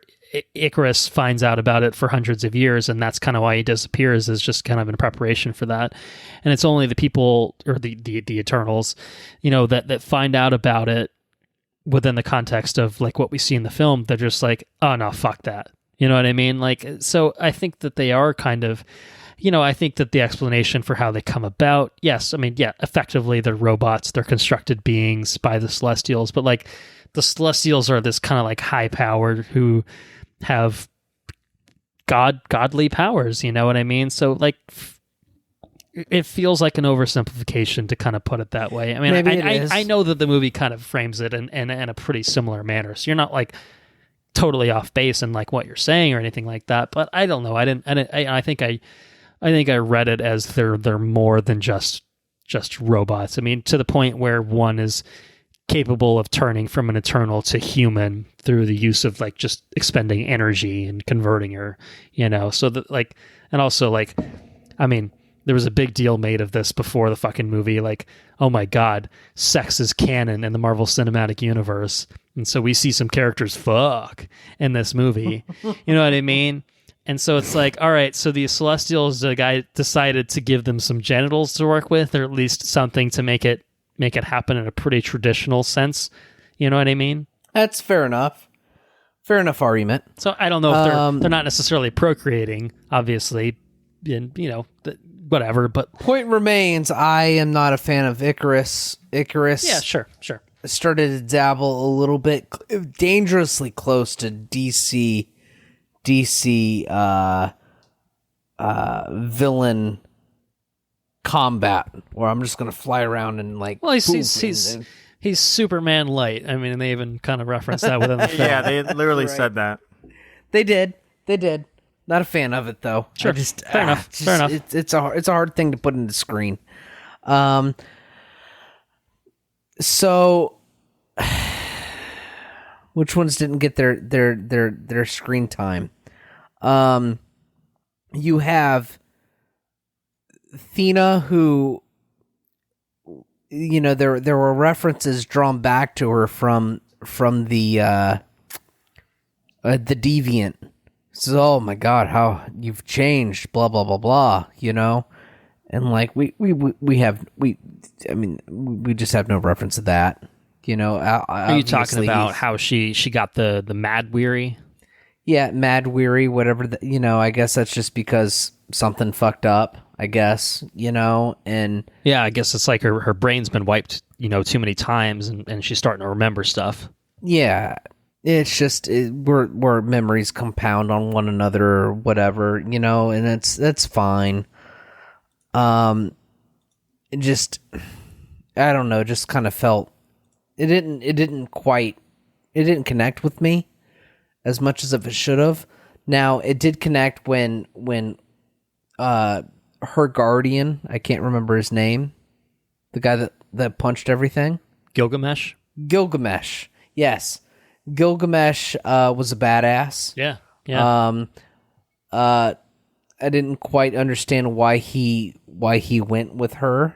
And I guess it's later revealed that, when you love someone or love something or whatever, you protect it, so evidently he had feelings for her.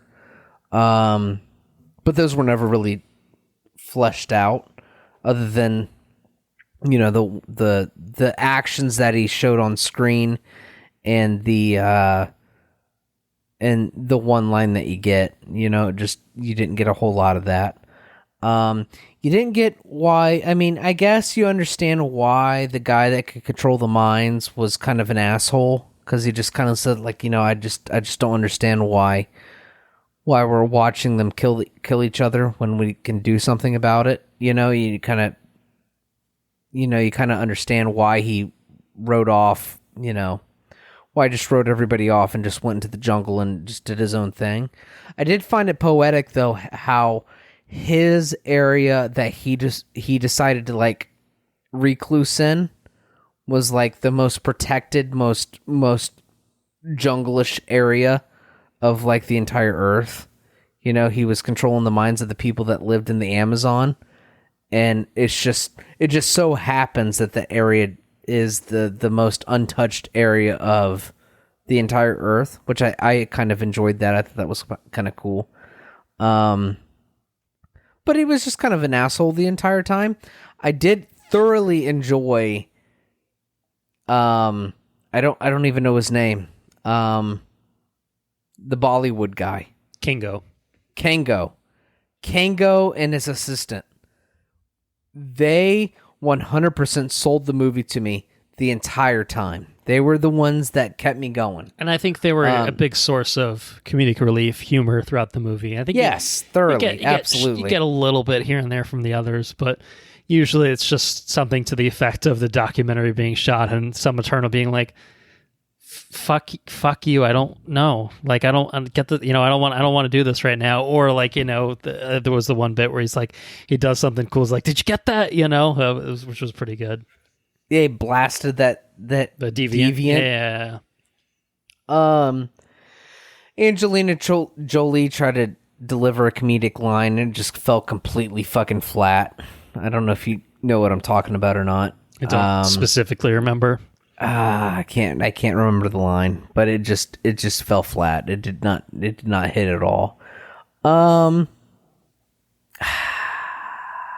Characters that didn't get what they... Kit Harington.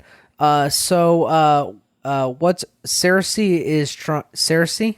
Mm-hmm. Is that right? Mm-hmm. Cersei's trying to... She's moved on from Icarus, and she's established a relationship with somebody that obviously has a rich family heritage or something, but he doesn't know it, or he does know it and hasn't told her. Chances are she probably knows about it. I don't know. But either way, she's established a relationship with a human dude. And there's not a whole lot there of the human dude, but it kind of dives back into the relationship of him, which the end of the movie, like where she and that's another thing too. She turned the whole thing into ice, right? I think she turned it into marble. It's like stone. Yeah. She turned it into stone. Yeah. Mm-hmm. At the end. Okay. The big All right. celestial that's emerging. Yeah. Okay. She turned it into... I thought it was ice at first, to be honest. And then I was like, I think they make some sort of reference to it being either marble or stone or something that's definitively not ice. That changes a whole lot of things in my brain. That you're rewriting my brain, because I thought it was ice, and it's like, well, that motherfucker goes all the way down to the core of the earth, which is like hot. It's just gonna what are you doing? Turning it doesn't make any sense. You're gonna freeze the core of the earth. Yeah. What are you doing? Right. I had the same thought where I was just like, exactly. Like she's gonna like turn. I was like, oh, she's freezing him. Like she's gonna like turn it into like water, and then just like the ocean's gonna like fucking quadruple in size and swallow all the land masses. Yeah, it's like, what are you doing? Like this is not a good exact idea. Thing. It's not a good idea. But yeah, I think it's supposed to be stone permanently, affixed where it is, and so the environment can continue operating on whatever shitty thing it's going through, but at least it's not being worsened by whatever the Eternals have done then. So yeah. I did thoroughly enjoy the scientist character. Or the engineer character. I guess he's more of an engineer, I guess, but I enjoyed the engineer's character. It felt like some Eternals had like obvious the Cersei she could transmutate things and turn desolate plains into lavish places and stuff, which is cool. You had one that could control minds. You had one that was an engineer. You had Gilgamesh, which is just a defender, I guess. You had Icarus, who could fly and shoot laser beams. Some characters felt like they were like, for the purpose of maybe I'm looking way too deep into it. Maybe that's my problem. Maybe that's my fault. It felt like Eternals were engineered and sent to get rid of the deviants, and to push humanity forward, right? There's some characters that deliberately feel like they have powers intended to push humanity forward. Engineer, they could transmutate, they could heal, and then there's like a handful there that Gilgamesh could punch shit. You got the one guy, Kingo. You got Kingo who could shoot energy blasts, finger guns, beam, type beam, thing. Beam, beam. And his fucking sound effect when he shoots shit, I just found it. Every time he shot his fingers, I thought it was hilarious. It was literally pews. Pew pew pew pew pew pew pew pew. Every time I laughed my ass off in that movie theater. Anyways, that's what his power was. He could shoot shit. Pew pew pew pew. Right. I did thoroughly enjoy the fact that Sprite was the storyteller, and she kind of gave humanity the, it's like I said, I may have been looking at it way too deep. But it's almost like these Eternals were like the gods of humanity, and humanity painted their, the gods as these Eternals. You know what I mean? So humanity found their stories through the stars, which was what Sprite gave them that. You know what I mean? And then plantations and shit and like everything that Cersei could offer. She planted food and all this stuff, you know what I mean? And then some characters just didn't have a whole lot to offer. I felt like they just didn't offer anything. Now, Pew Pew offered comedic relief Sounds for like the you're sake a fan of the of movie. Kingo.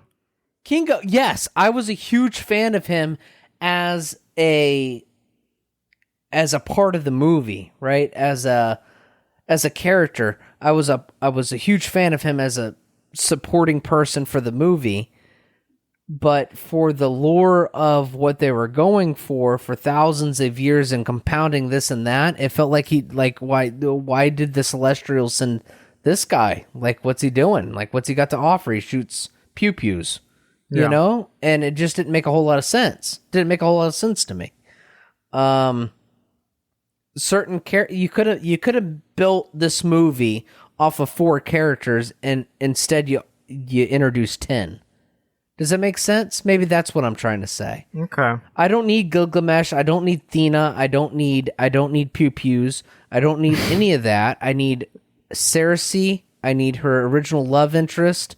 I need Sprite as a love interest that she could never get what she wanted because she was a perpetual child. And maybe the one that can control minds. Maybe he's a potential thing in the movie, you know? I don't need 10 characters. I need 5. Does that make sense? Maybe that's a better way to... I guess I get what you're saying. Like, you could condense it down, and you could have... Yeah. You could have much more interwoven character development, and you could build the fact that our... Sure. Entire human experience is built on the foundations of these 5 Eternals or whatever, and I think you could probably have a more compelling film than what we got.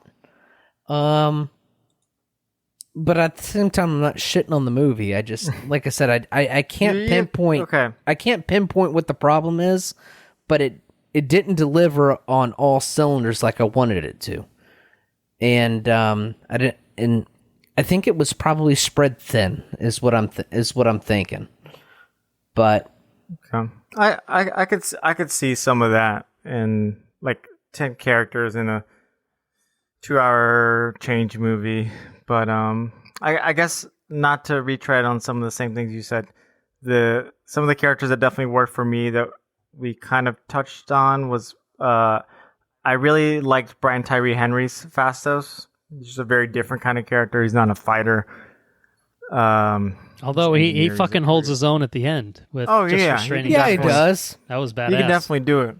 Obviously, first black LGBTQ character, and like I did like how this movie was these characters are adults who live in the real world. They have families, they have sex, they kiss, they do things on camera, and we're not gonna shy away from that. I thought his family dynamic was really touching, and it definitely held down some of the weight. And part of that is probably as the engineer, right? Like he developed the A-bomb. I think that's the thing.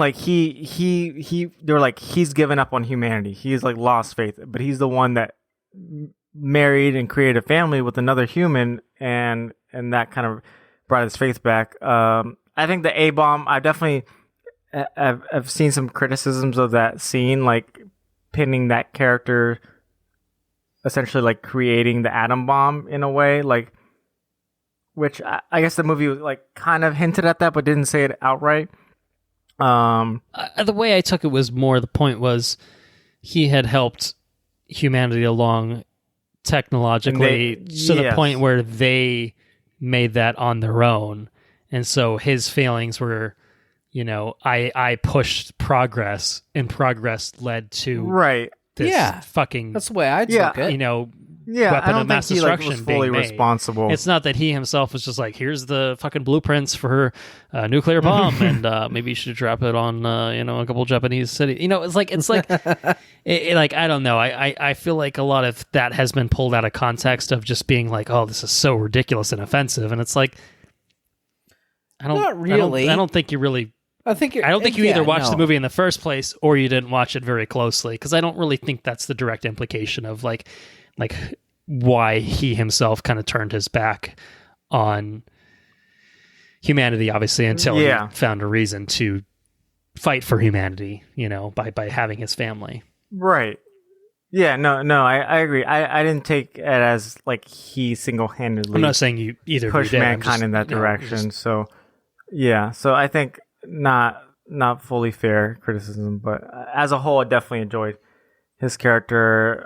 Definitely enjoyed Druig's character, as we talked about. And I guess the big meat of the movie was between Gemma Chan and Richard Madden's Icarus, and I thought they were fine, but never fully sold on it. I thought their chemistry was okay. Didn't sell me. It wasn't I guess for having the first on screen sex scene in the MCU, wasn't the strongest chemistry that I got from any of the characters. So no, kind of, you mentioned, Andrew, the end when Icarus flies into the sun. I was like, okay, strange. I don't know, kind of a weird way to send his character out, which I almost felt like there could be bigger consequences if he stayed and had to deal with the repercussions of kind of the big plot point we haven't talked about, him turning on the team, essentially. I never got the reason why he left in the first place. Was it him leaving because I think it was knowing the big mission. I think Ajax, once he learned from Ajax what the Eternals were sent for, I don't think he was capable of facing everyone else. Obviously, especially Cersei. At a certain point, once they caught up to him, it was just like, okay, I have to play my part and play along and basically just keep them busy until the emergence happens, and everyone's memories will be erased, and who gives a shit at that point, and they'll be off on another planet doing the same old business again. Right. So, I don't know. I think it comes down to me for I kind of wish it leaned more either fully one way or more fully the other way, either more into the space epic spectacle nature or the very human intimate story of it. And I think of this story and the end of Loki in particular, I almost wish certain things could be bold enough to not finish off with a big fight. Where I love the MCU fights and the CGI and everything, but one of the most compelling endings probably since Endgame for me was Loki, where there was just, I guess there was some fighting, but that wasn't the core crux of it. And if maybe this movie had went a little bit more in that direction, might have been what I would have hoped for. So I don't know. I think there's a lot of it ends with a lot of room to go and build off from here, whether in a direct sequel or sort of spin-offs just leading into other properties. I think it definitely ended in, with the post-credit scene too. We're going towards other places too, which did leave me excited. So, I think with any good MCU movie, it will end and it will close the story, but also make you excited for something new. Yeah. I'm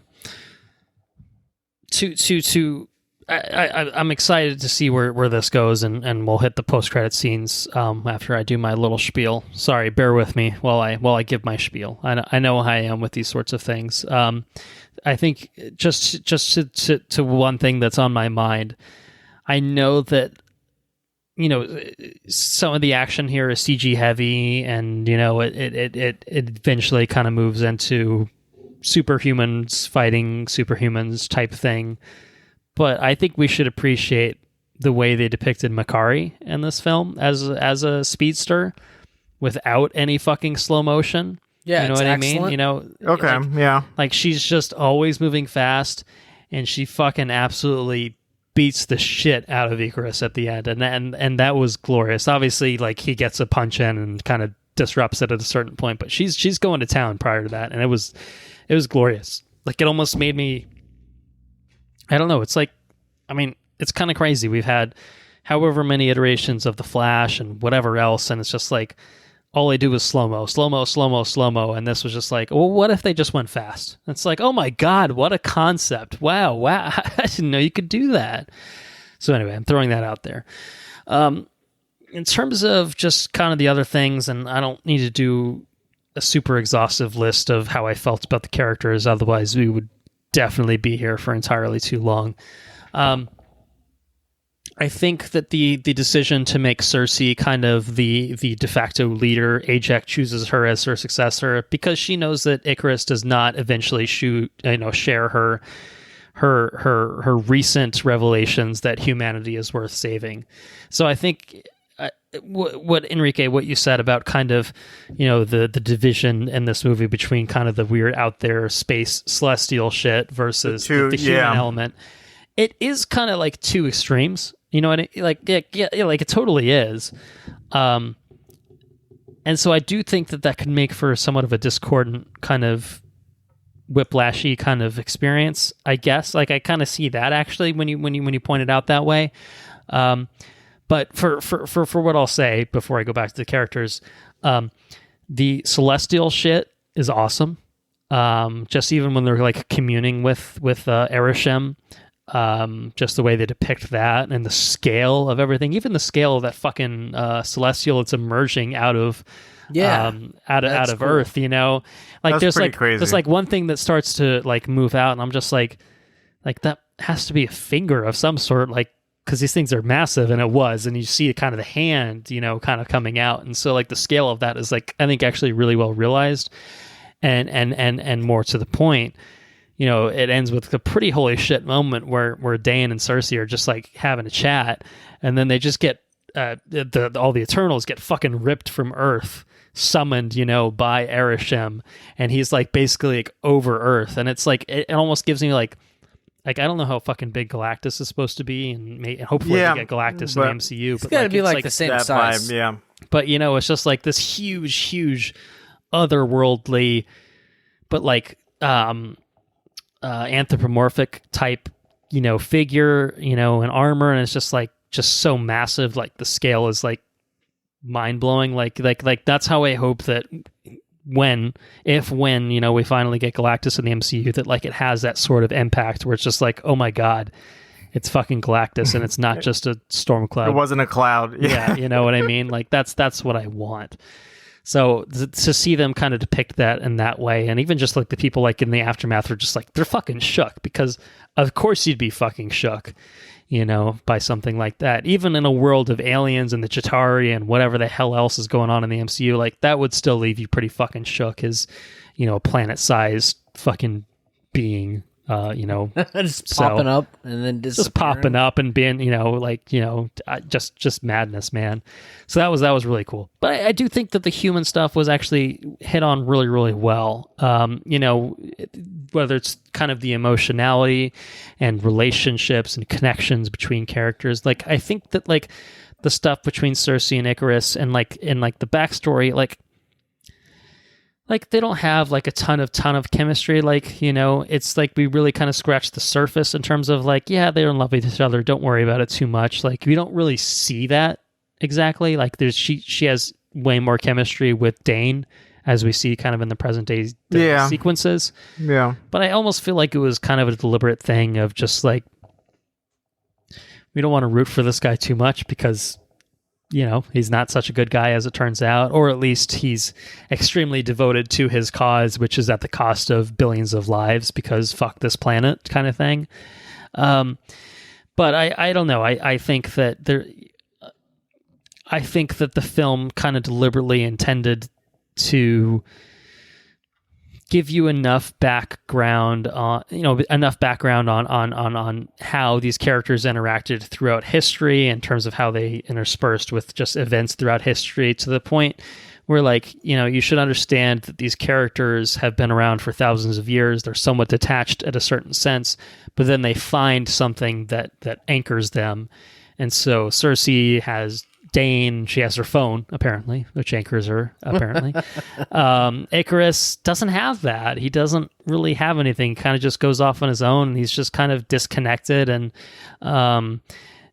which is what you'd expect for someone who's lived thousands of years and gone through, even if you fell in love with a human, 100 times, like, they would have died in your entire lifetime. Like, that's obviously not how they explain his backstory or anything like that. But, there's a reason to be detached from everything, and especially after you realize, oh, my purpose here is just to breed life in a way, not physically myself breed life, but make sure that life is facilitated enough that they're around long enough to bring about the emergence of the Celestial, so then I can move on to my next thing. It's kind of even if you're like, and clearly he's fucking fully gung-ho with the Celestial's plan, like, it's a pretty fucked plan in the first place. Like, you might be a full believer, a true believer, the way that Icarus is, but, like, your purpose is just to serve others and be cold and distant. Like, that's you. Like, that's what you're programmed to do in a way. So it's an interesting, tough role to play, and I think that Richard Madden brings a lot to it, and he's never, like, particularly likable or, like, amazing, and, like, Richard Madden's a very attractive man. As Anna would 100% attest to if she were around.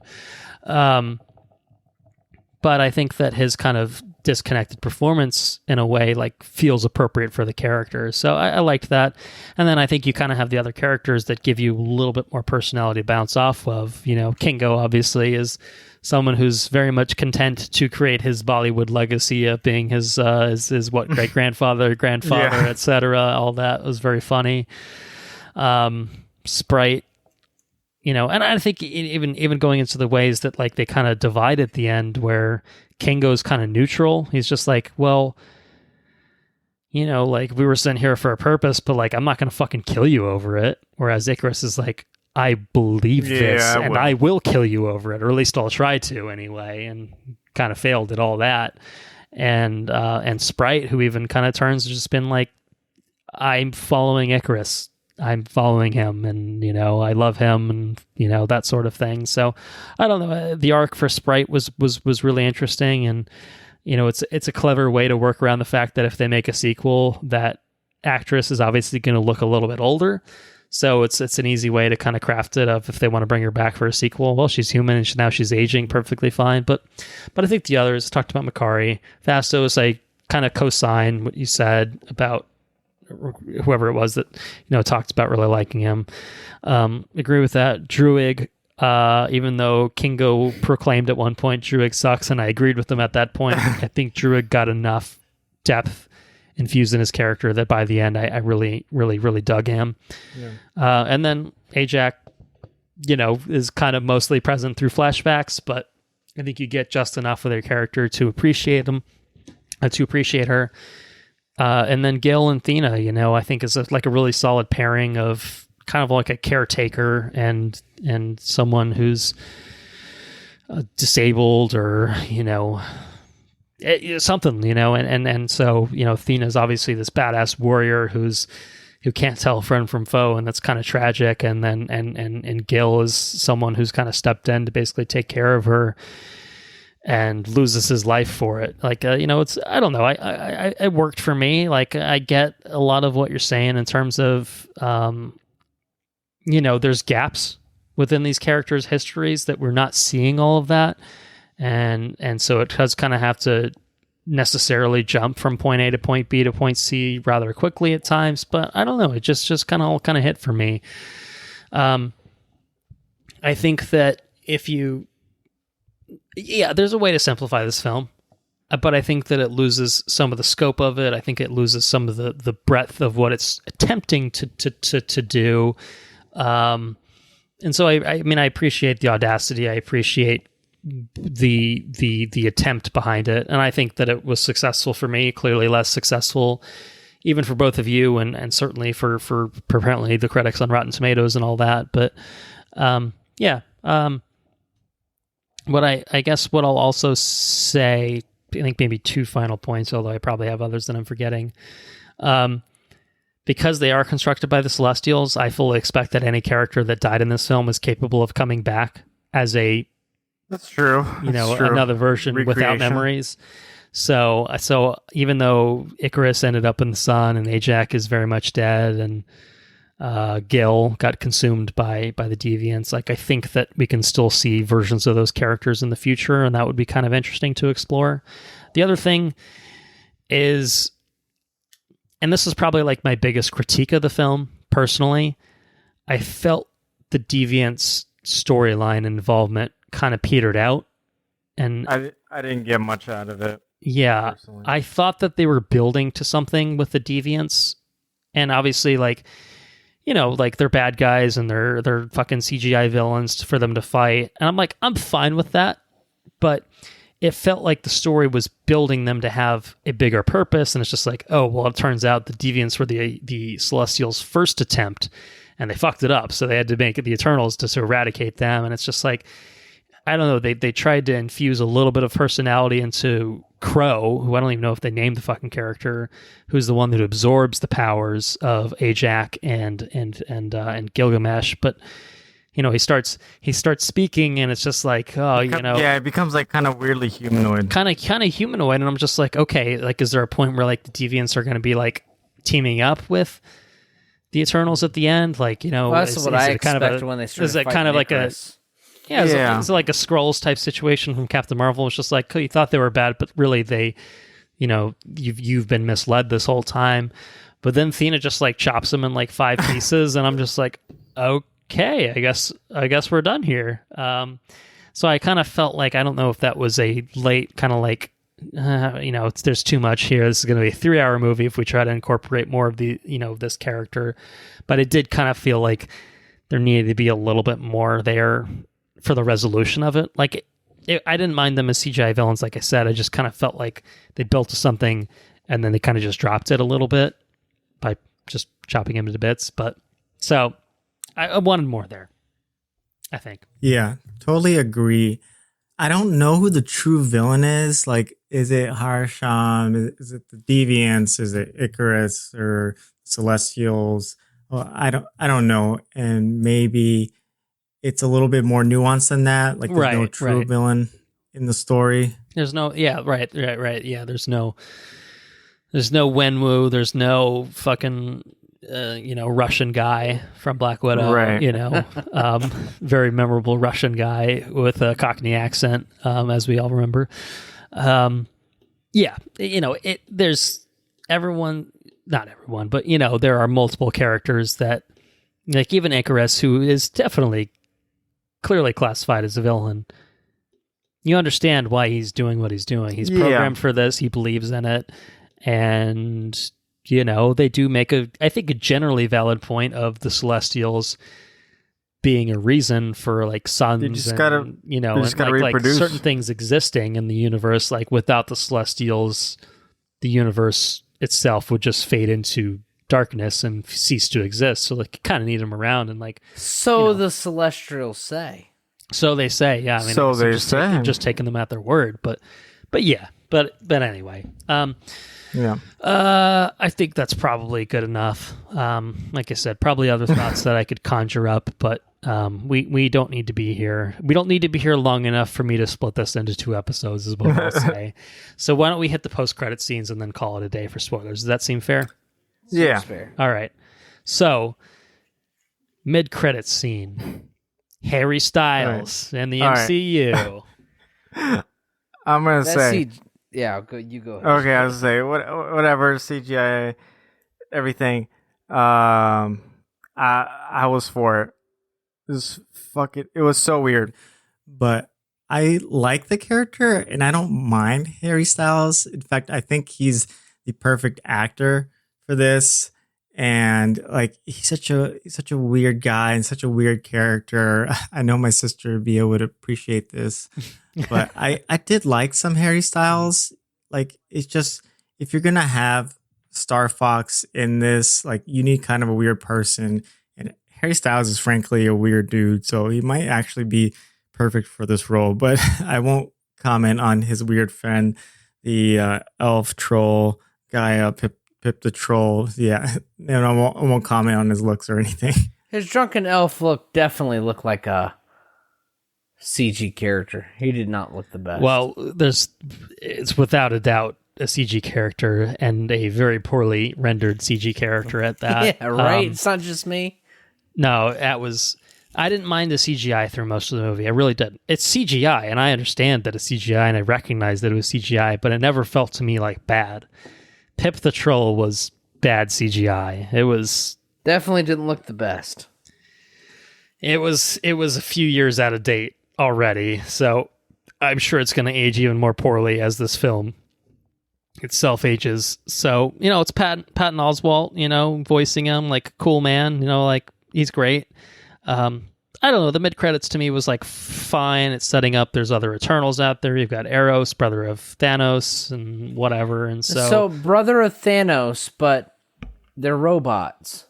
Yeah, so is Thanos also... I mean technically Thanos is an Eternal in the comics, but they really haven't hit on that in any way and in the MCU. So I am curious to see how they kind of... And that's where I got... That's square the circle there. Of, like, did they deviate from it, or are the Eternals just liars and they're just like manipulating Eternals to do what they want, or like what's the deal? You know what I mean? Yeah. I don't know. I mean, I think that it adds. It adds a bit of lore that complicates, I think, the vision and the version of Thanos that we've seen in the MCU. And obviously they simplified it. He's not infatuated with death and wooing her, and all that. But it does make it a bit more complicated of just, I think that they got to get into that. They got to flesh that out. If you're going to call him brother of Thanos, then you got some splaining to do, in terms of the mechanics of that. So I'll be curious to see how they resolve that. But anyway, yeah, Pip the Troll, real bad fucking CGI. So whenever he makes a reappearance, I mean, there's really no reason for that character to be CGI. I mean, like, he's short, but like, okay. You know what I mean? Like there's multiple ways to do that pretty practically. So if they continued with rolling with the CGI version, I do hope they clean that up for future installments. All right. So how about the post credits then? Dane Whitman. I like that part a lot. Playing with the ebony blade, which is referenced earlier in the film. Setting up some Black Knight goodness sometime down the line, whether it's in an Eternal sequel or a spinoff or something else. Did you guys realize who the voice talking to him at the end was when you watched the film? I did. Jeffrey Wright? So here's something that's interesting. I had seen something about it before I watched the movie, so I'd kind of been inadvertently spoiled without like the full context of it. And I thought it was Jeffrey Wright. It is not Jeffrey Wright. It is in fact Mahershala Ali. It is in fact Mahershala Ali as Blade in his first appearance in the MCU, speaking to Dane at the end. Fucking there. Cool, right? And that's been confirmed by Chloe Zhao, so it's not just a crazy thing. It'd be helpful if you panned back and it's Mahershala Ali, and Blade get up being, like, yeah, don't fucking do that, So it's not super obvious who it is if you're not listening for it, or I heard that or shit. on the lookout for it. Well, clear. Andrew heard it clear, but I knew who it was going in, but I was kind of predisposed to it, and I did think it was Jeffrey Wright. So I kind of okay. When she said that, makes I was sense. Just like, though. oh yeah, I can kind of hear that. Yeah. So. No, because if you like, literally, I was gonna bring this up later. If you type in Eternals cast on Google, it's like everybody you expect. Harry Styles, kind of a spoiler. But then Mahershala Ali pops up, and I was like, okay. Patton Oswalt, I think he's Pip the Troll. But yeah, I was like, Mahershala Ali, was that a rumor? Because I know they had talked about, they were debating different end credit scenes. They've even I think at least at some point were discussing Kang. So I guess I did go with Blade. Cool. Just Yeah, it's enough. It's establishing Blade in the MCU. It's establishing a Black Knight thread. We did technically get the Eternals will return at the end, and so even though I think the film is reviewing obviously how it is, and the box office is solid but not mind blowing.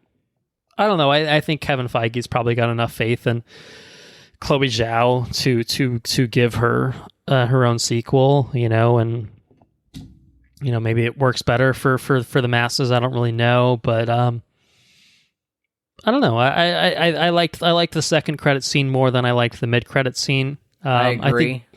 I think both of them are very much.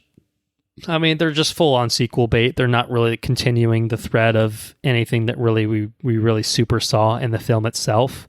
I think compared to Shang-Chi's, at least the mid credits was just very much like, all right, this is about the rings. Let's quick, there's something going on with the rings. We don't really know about that, but there's some fucking MCU cameos they throw in there to spice it up. But it's really just kind of about, all right, here's a little bit more teasing of the origin of the rings. This one is just more Eternals and Pip the Troll and Harry Styles in the MCU and fucking Black Knight and fucking Blade. It's just that's cool, man. I think they're cool overall, but it's not A lot of shit coming out. It's not giving you a good sense of. I mean, it's not really following up on necessarily anything from the film, other than Dane saying, I've got a complicated family history. I'll tell you about it. Oh, okay. Oh, you just got plucked by a celestial into the sky. I'll just be here. I'll just be here. So what's the deal with the Dark Knight? The Dark Knight is Batman. Oh, what, Black Knight? Black Knight. Yeah, he's a descendant of, I think, someone in from Arthurian times. I don't think he's a direct descendant of King Arthur himself, but basically the ebony blade is the antithesis to Excalibur in some ways, and basically you have to be impure of heart to hold it, to wield it, and the more you use it, the more bloodthirsty you become. So it's almost like an addictive thing. Jesus. So it's it can get pretty dark, pretty heavy type thing. I've never read Black Knight. This is purely off of me reading many things on the internet after watching Eternals. So yeah, kind of a medievally knight character brought into modern times who wields a sword and is a badass and is mostly I think made invulnerable with armor and wielding the sword. So pretty cool. But that sounds pretty cool. Stuff I think we'll see probably sometime down the line. So anyway, final spoiler thoughts from anyone? That's all I got. All right, that is Eternals then. No listener's corner for this episode. We're running a little past when we intended to be done, and that's a slight exaggeration. As a result, I've cut the top off the coconut. Andrew's busy cutting a coconut. But let me ask you both, is there anything you guys want to talk about that you've been up to lately, been watching lately, that sort of thing you want to shout out I got before something we sign off for the episode? All right, Andrew, go for it. Yeah, your coconut? Yes, I have coconut. Since chopped the top off the coconut, down one side of the coconut. I've seen videos of people just ripping these fucking things apart, but I don't have that sort of strength. Okay. So maybe after I go to the gym for another week. But Halloween time. You'll get there. Halloween time. Yeah. I watched a movie called Creep, I think it was, on Netflix. Yeah, don't watch that shit. It was really fucking terrible. It was a movie that so I wanted to watch a couple different movies. Sarah wanted to watch a different movie than me for the sake of I personally feel of watching something different than I recommended. So she picked Creep, and I said, okay, I'll watch it. She fell asleep, and I'm not gonna watch 35 minutes of a movie and back down. I'm just gonna fucking watch it all. I mean, I set down this course. I'm gonna see what they have to offer. This movie was fucking terrible. I did not like this movie at all. Don't watch Creep. I felt hopeful that it was good because they made a Creep 2. I did not care for this movie. Not at all. I don't. So you're going to be skipping Creep 2, is what you're saying? To be honest with you, I watched Creep 1. I would be interested. It's what like you were talking about earlier. Whenever something so bad, like maybe I'll watch Creep 2 just out of like curiosity. Yeah, like could it be worse than Creep 1? Yeah. So anyways, it was shit. I don't recommend it. But I might watch Creep 2 on one board night. I don't know, but All right. I've been reading the Stormlight Archive. I've made it almost through the. I think I'm almost through the third interludes. Okay. Or the fourth interludes. I'm not quite sure. I don't know what interlude it is, but I found out that the King of Carbranth has stupid days and days where he's a genius, and he's written this thing on his most genius of days, and it's referenced, and he references it, and he has to take quizzes to go out and rule the land of which he's king of, because you don't know whether or not he's going to be an idiot or not. So he's got off and on days, it's in an interlude. I'm not quite sure, but Syl's fucking dead, which is pretty terrible. Kaladin can't summon Stormlight, which is pretty fucking rough. He got eaten by he almost got eaten by a chasm fiend. So things are pretty dire for Kaladin, but he's making the best of it. Incredible book. I'm real happy about it. I love it. I think you're almost done then. From I am almost done with the second book. I'll dive into Edge Dancer, and then I have Oathbringer. I don't have Edge Dancer, but I'll get it and I'll read it before I read Oathbringer. But I'm gonna dive right in. I'm not gonna stop. Nice. It's very compelling. I don't know how you guys start things like that and stop. I don't know how you do it, because I just can't stop. Every day on my way to work, every night on my way home from work, every night before I go to bed, and sometimes I actually grab a physical book and I read whenever Sarah's working on schoolwork and shit. So I'm definitely, all free time is spent surrounded by Stormlight Archive, and I think it's really good. So yeah, that's pretty much what I got, besides coconut carving. I'm big into coconut carving. Yeah, it's a big thing to be into. Yeah, for sure.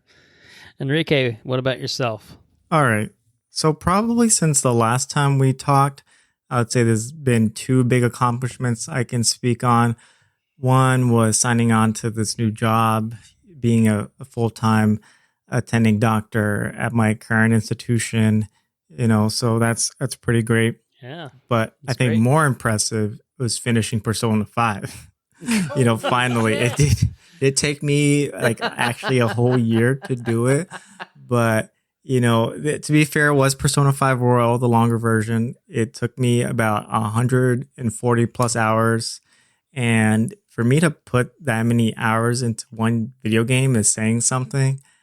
And I know Persona 5 came out a while ago, and then Royal came out, and then it added more to it. It's kind of like this more revamped game, but it did a lot of things that added on to the original story. So, and it changed some of the mechanics around too. So I definitely recommend Royal to the original game. But I think the story of the original closed out really nicely, and the extra parts afterwards in Royal is almost more like DLC.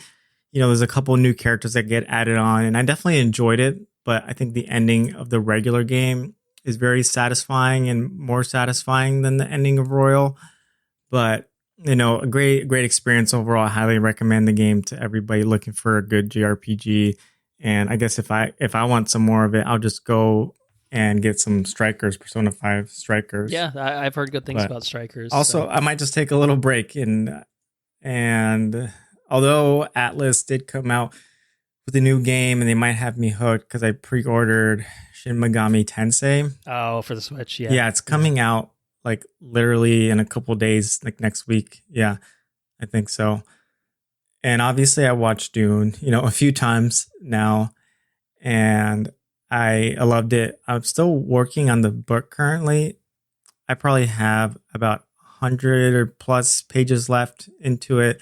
I definitely read past where they were in the movie, and very pumped that part 2 is coming out because if they had not announced it, I don't know what I would have done. Like if that was just part 1 done, I really don't know how I would have lived on. But what do you think about the book? I think the book is good. It's super cool. And obviously does some things that the movie can't, and does some things probably better than the movie. But I think the movie too also did a lot of cool things that probably worked out better than in the book. So I can't say that one is better than the other, but both are really great and I enjoyed both. And yeah, very, very impressed by the coconut there. I split this coconut in 2. Look at that. I think the mic might have captured the cracking of the coconut as well. It's magnificent. Yeah, if only this podcast had a visual medium too. Maybe one. But I was just going to say my last thought would be to recommend it, that everyone check out Ted Lasso. It's so great. It's on Apple TV Plus, but it's just such a just like a wholesome show. I think if you're having a bad day, this is like the perfect thing to put on at the end. There's even some more episodes that are a little bit heavier, but it's still like in the end makes you feel better about the world and about people. So if you need a pick me up after a tough day or something, definitely check out this show. Lastly, I think this is one thing that you two would be both fans of, but have you heard of Wellington Paranormal? Yeah. Yeah, it's good shit. It's a spinoff of the movie What We Do in the Shadows. So I know there's a TV show about it that I also really recommend, but this one's set in New Zealand like the movie, and it's on HBO Max, and there's seasons 1 and 2. They're really short. They're super fun. It's got like the whole brand of humor that they had in the movie. It's kind of like very Kiwi, silly, and it's about these 2 cops, and they just investigate paranormal things that happen in Wellington. And there's 2 short seasons on HBO Max. It's just another fun thing that I definitely recommend. Nice.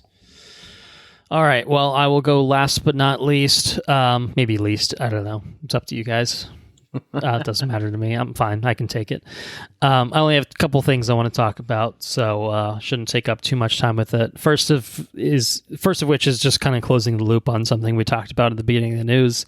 I mentioned there was a Tower of Terror episode or Tower of Terror movie made previously before the apparently upcoming Scarlett Johansson one.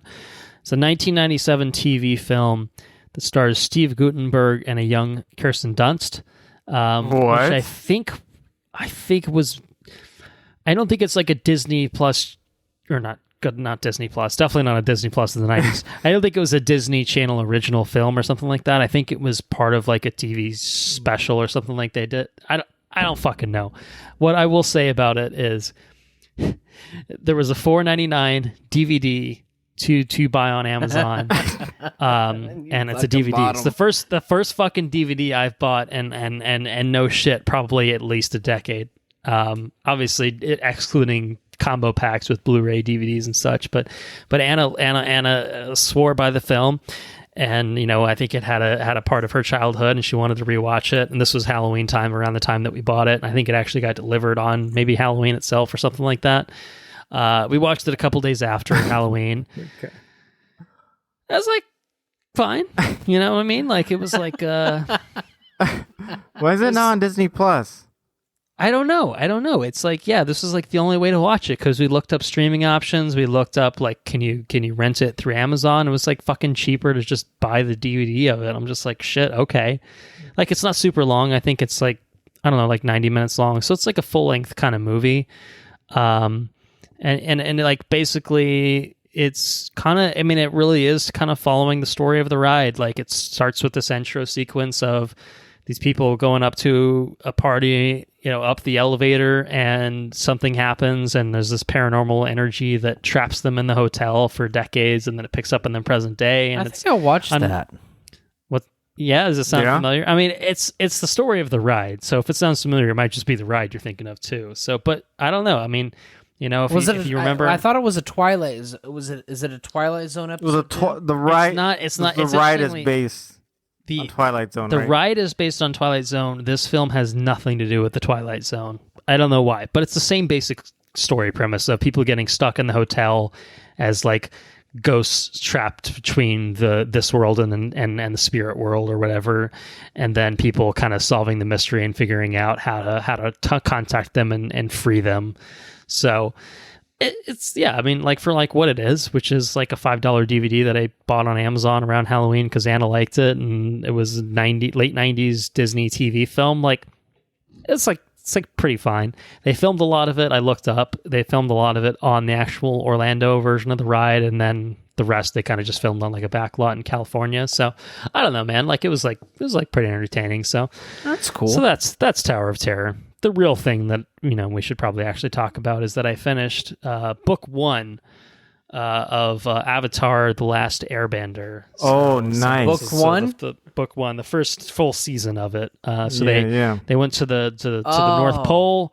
Met the North Water the North Tribe, the South. Yeah. And the Fire Nation invaded, and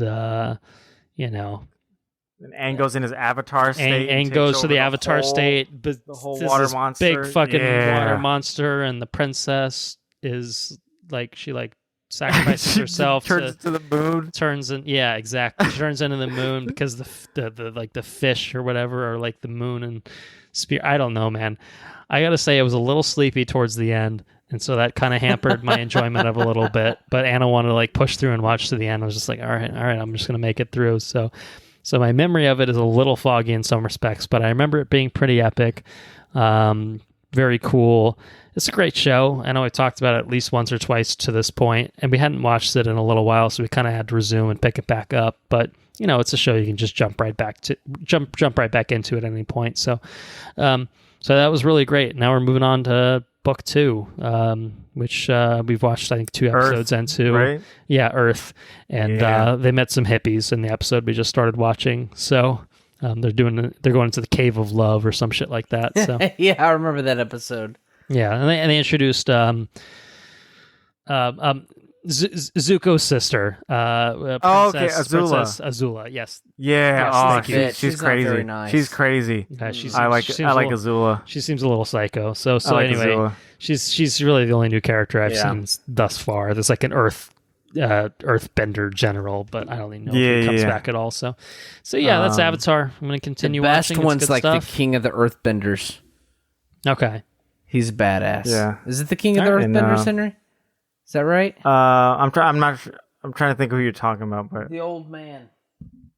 I think we saw him in the first season a little bit. He's like someone that was friends with Aang when he was a kid or something like that. Yes. Aang's still a kid, but when the king was a kid. Before he was frozen. Yeah. Right. And Andrew, you might want to check these out. I got a couple of Avatar comics that take place like directly after the show.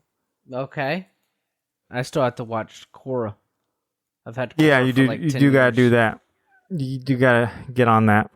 So anyway, yeah, that's what I've been up to. That's all I have to offer. Let's wrap it up there. Yeah.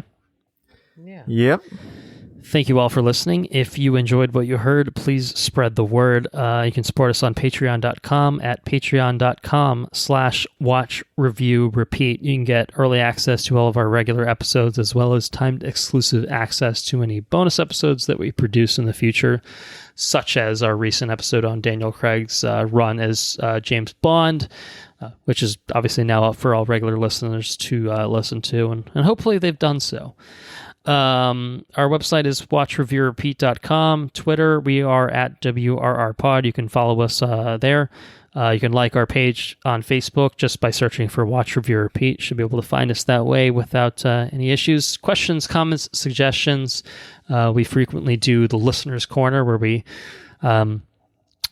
talk about things that other people have been up to that aren't recording with us. So that's a way to do it. WatchReviewRepeat@gmail.com. Intro, outro track, Mechanolith by Kevin MacLeod, licensed under the Creative Commons by Attribution 3.0 license. I had to take a breath there. I felt like it was going a little too fast. Trying to get everyone to bed. Thank you, Henrique, for hanging out with us, talking obviously What If on the last episode and coming back and doing a full episode now with us for Eternals.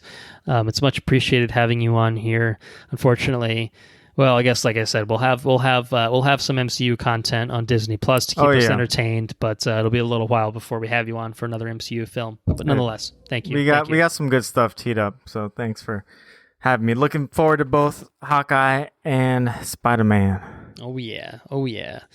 So, next episode will probably be Ghostbusters Afterlife, I think. It's not really... Starring the sexiest man alive. Oh my God, everything is coming full circle. You just can't script it like that, man. You just can't do it. Yeah. He's just so great. He's so dreamy too, isn't he? Just me? Oh, okay. Great. No, I agree. All right. Ghostbusters Afterlife. Yeah, I think that'll be the next one. So everyone have yourself a wonderful day, night, whatever time it is, and sleep. That might be in our future, to be honest. But I guess that's that. Andrew, why don't you send everyone on out? Take care now. Bye-bye then. Laters on the Menjay.